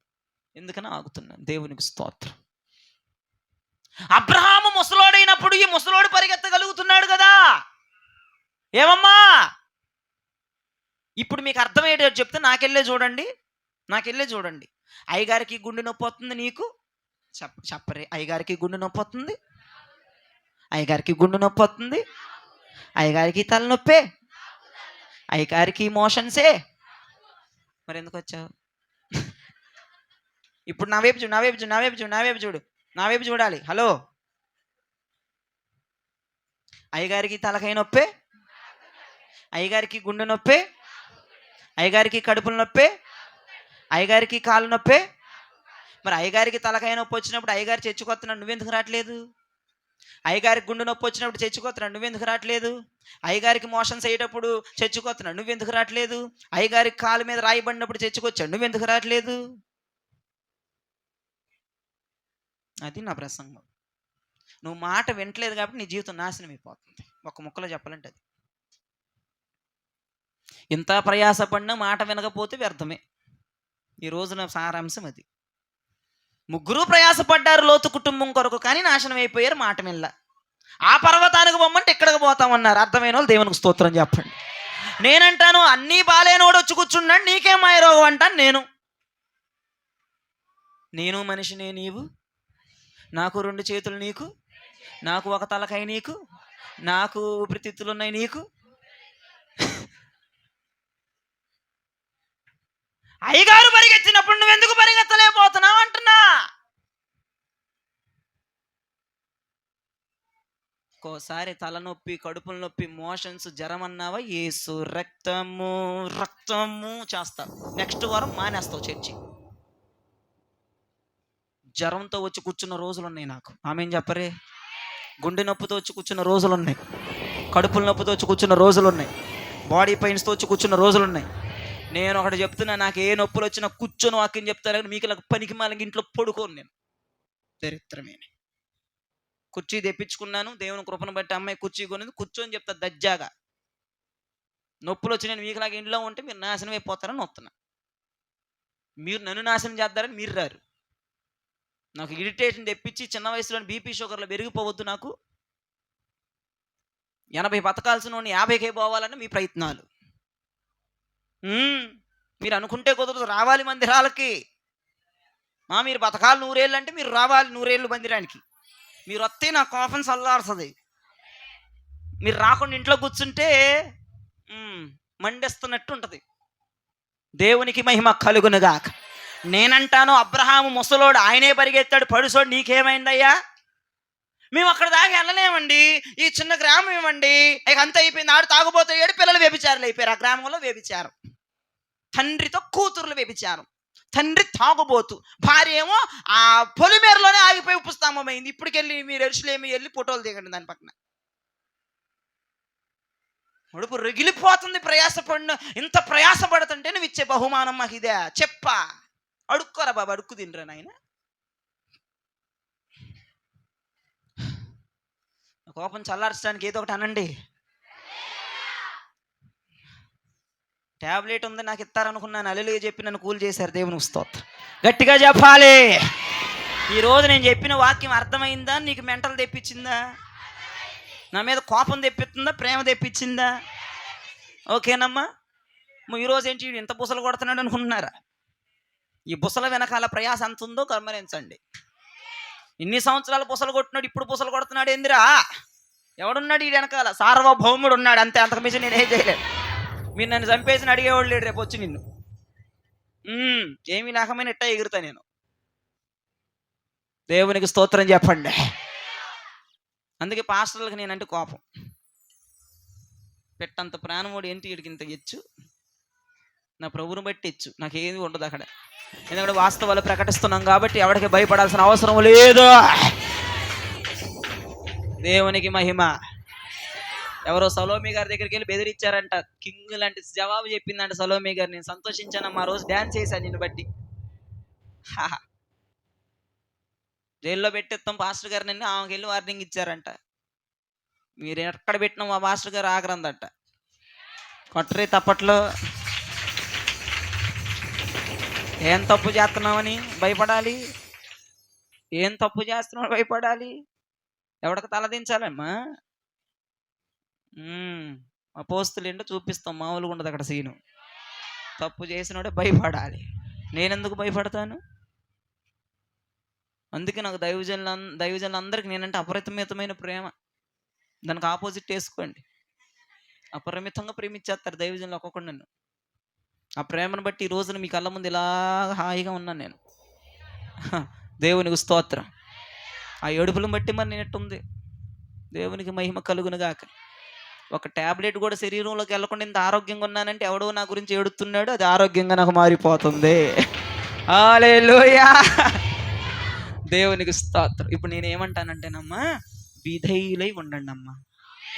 పారిపోమంటే పారిపోవాలి. No arguments. నాతో డిస్కషన్ చేయొద్దు. దైవజనుడు చెప్పింది చెప్పినట్టు చెయ్యి. దేవునికి స్తోత్రం చెప్పు. హల్లెలూయా. దేవునికి మహిమ కలుగునుగాక. దైవజనుడు ఏది చెప్తే చెయ్యాలి. అయితే ఒక మాటేనండి, ఒక ఫన్ చెప్తాను మీకు. ఇప్పటి వరకు కోపంగా ఉన్నాను కదా, మీరు అన్న నవ్విస్తాను. ఇప్పుడు నేను చెప్పేవాళ్ళు కూడా బాధపడదు. మన చర్చిలో పేర్లు పెట్టే చెప్తాను. నేను బాధపడదు, ఎందుకంటే ఒక ఫన్నీ చెప్తున్నాను నేను, సీరియస్గా కాదు. జోక్. ఓకేనా? జోక్ చేద్దాం, కాసేపు నవ్వుకోండి. ఒకరోజు ఏలియా మా ఇంటికి వచ్చాడు. పాపం ఏలియా గురించి అని అనుకోలేదు. దేవుడికి స్తోత్రం. ఎలా వచ్చాడంటే పాపం పిల్లాడు భయంకరమైనటువంటి తలనొప్పితో, భయంకరమైనటువంటి బాడీ పెయిన్స్తో, అసలుకి ఎగూపిరే ఉంది. తెల్లవారుజామున 6 గంటలకు వచ్చావా? 6ంటికి వచ్చాడు, ప్రార్థన చేశాను, తలలో ఉన్న నొప్పి చిన్నగా దిగిపోయింది, పడుకున్నాడు. నా పక్కన పొడికేసుకున్నాను. టిఫిన్ తిన్నాడు, భోజనం చేయనానే వెళ్ళొద్దు నువ్వు ఇంటికి, తర్వాత వెళ్దు కానీ మధ్యాహ్నం పంపించా కదా. అప్పుడు కింగ్ లాగా ఉందన్నాడు. మధ్యాహ్నం ఇంటికి వెళ్ళినప్పుడు నేను ఒక మాట చెప్పాను నీకు, బాగా ఒళ్ళంతా కాలిపోతుందండి, ఒళ్ళంతా కాలిపోతుంది, జ్వరం ఉంది, బాగా కాలిపోతుంది, తలంతా నొప్పి. ఒక్క మాట చెప్పా, ఇంటికి పోయి బాగా మసులుతున్న వేడి నీళ్ళు పెట్టుకుని తలస్నానం చేయంటే వాళ్ళ అమ్మ అందంటే తలస్నానం చేయి బాగా అందంట. నీ మాట వినేదేంటి, బోడని తలస్నానం చేశాడంటే దెబ్బకుండా దిగిపోయింది. అదే జోకు. అయ్యగారు చెప్పించేయి, నువ్వు ఎక్కువ చేయి, మాకు మునగమంటే మునగాలి, లెగమంటే లెగాలి, 7 సార్లు అంటే 7 సార్లు మునగాలి. ఒక కామ నీటికి ప్రార్థన చేసి ఎక్కడ చల్లనా, అటక మీద చల్లనా, కింద చల్లమమ్మ బాబా, దేవుని స్తోత్రం, పోతే ఉన్నాయి. అందుకే అధికమైన తెలివితేటలు మాని దైవజనుడు ఏది చెప్తున్నాడో పొల్లు కూడా పోకుండా చెయ్యి. పారిపోమంటే పారిపో. లోతులాగా ఇక్కడికి వెళ్తాను అక్కడ దాకా పారిపోను అన్నావంటే మొత్తం ఫటాష్, ప్రయాస ఫటాష్, నీ యొక్క ప్రాణాలు ఫటాష్. ఏం లాభం, బయటకు వచ్చాడు సొదొమ నుంచి, ఏం లాభం, బయట నాశనం అయిపోయాడు. మాట వెనక నాశనం అయిపోతారు. అది వాళ్ళు చేసింది ఒకే ఒక తప్పు, మాట వినలేదు. అక్కడికి వెళ్ళమంటే ఇక్కడికి వెళ్ళారు. అది హలో, ఇప్పుడు నువ్వు ఎవరికి విధేయత చూపించాలి అమ్మా? దేవునికి, దైవజనుడికి, ఉపదేశాన్ని లోబడి ఉండాలి, చెప్పింది చెయ్యాలి. అప్పుడు నీ కొరకు మేము ముగ్గురం పడిన ప్రయాస విజయవంతం అవుతుంది. ఇప్పుడు నేను మీకు ఇచ్చే అభిషేకం ఏంటి తెలుసా? మీరు కాపాడబడుదురుగాక. దేవుని కృప ఉంటే ఇదే అంశం మీద ఇంకా 2-3 రోజులు మాట్లాడుకుందాం, సరేనా? టాపిక్లు మారతాయి, ఇదే అంశం కాదు, ఇదే వచనంతో ఇదే అధ్యాయంలో నుంచే టాపిక్లు మారుతా, ప్రత్యక్షతలు రేపు 2-3 రోజులు మాట్లాడుకుందాం. ఇప్పుడు ఈ 4 రోజులు మిమ్మల్ని కాపాడబోయే అభిషేకం దిగి రాబోతుంది. 25లో రాబోతున్న శ్రమల నుంచి కాపాడే అభిషేకం, అప్పుల నుంచి కాపాడే అభిషేకం, రోగాల నుంచి కాపాడే అభిషేకం, ఉపద్రవాల నుంచి కాపాడే అభిషేకం మీ మీదకు దిగి వచ్చిన గాక. ఈ వాక్యము దేవుడు దీవించి మీ వెనుకలు ఆశీర్వదించిన గాక. ఆమేన్.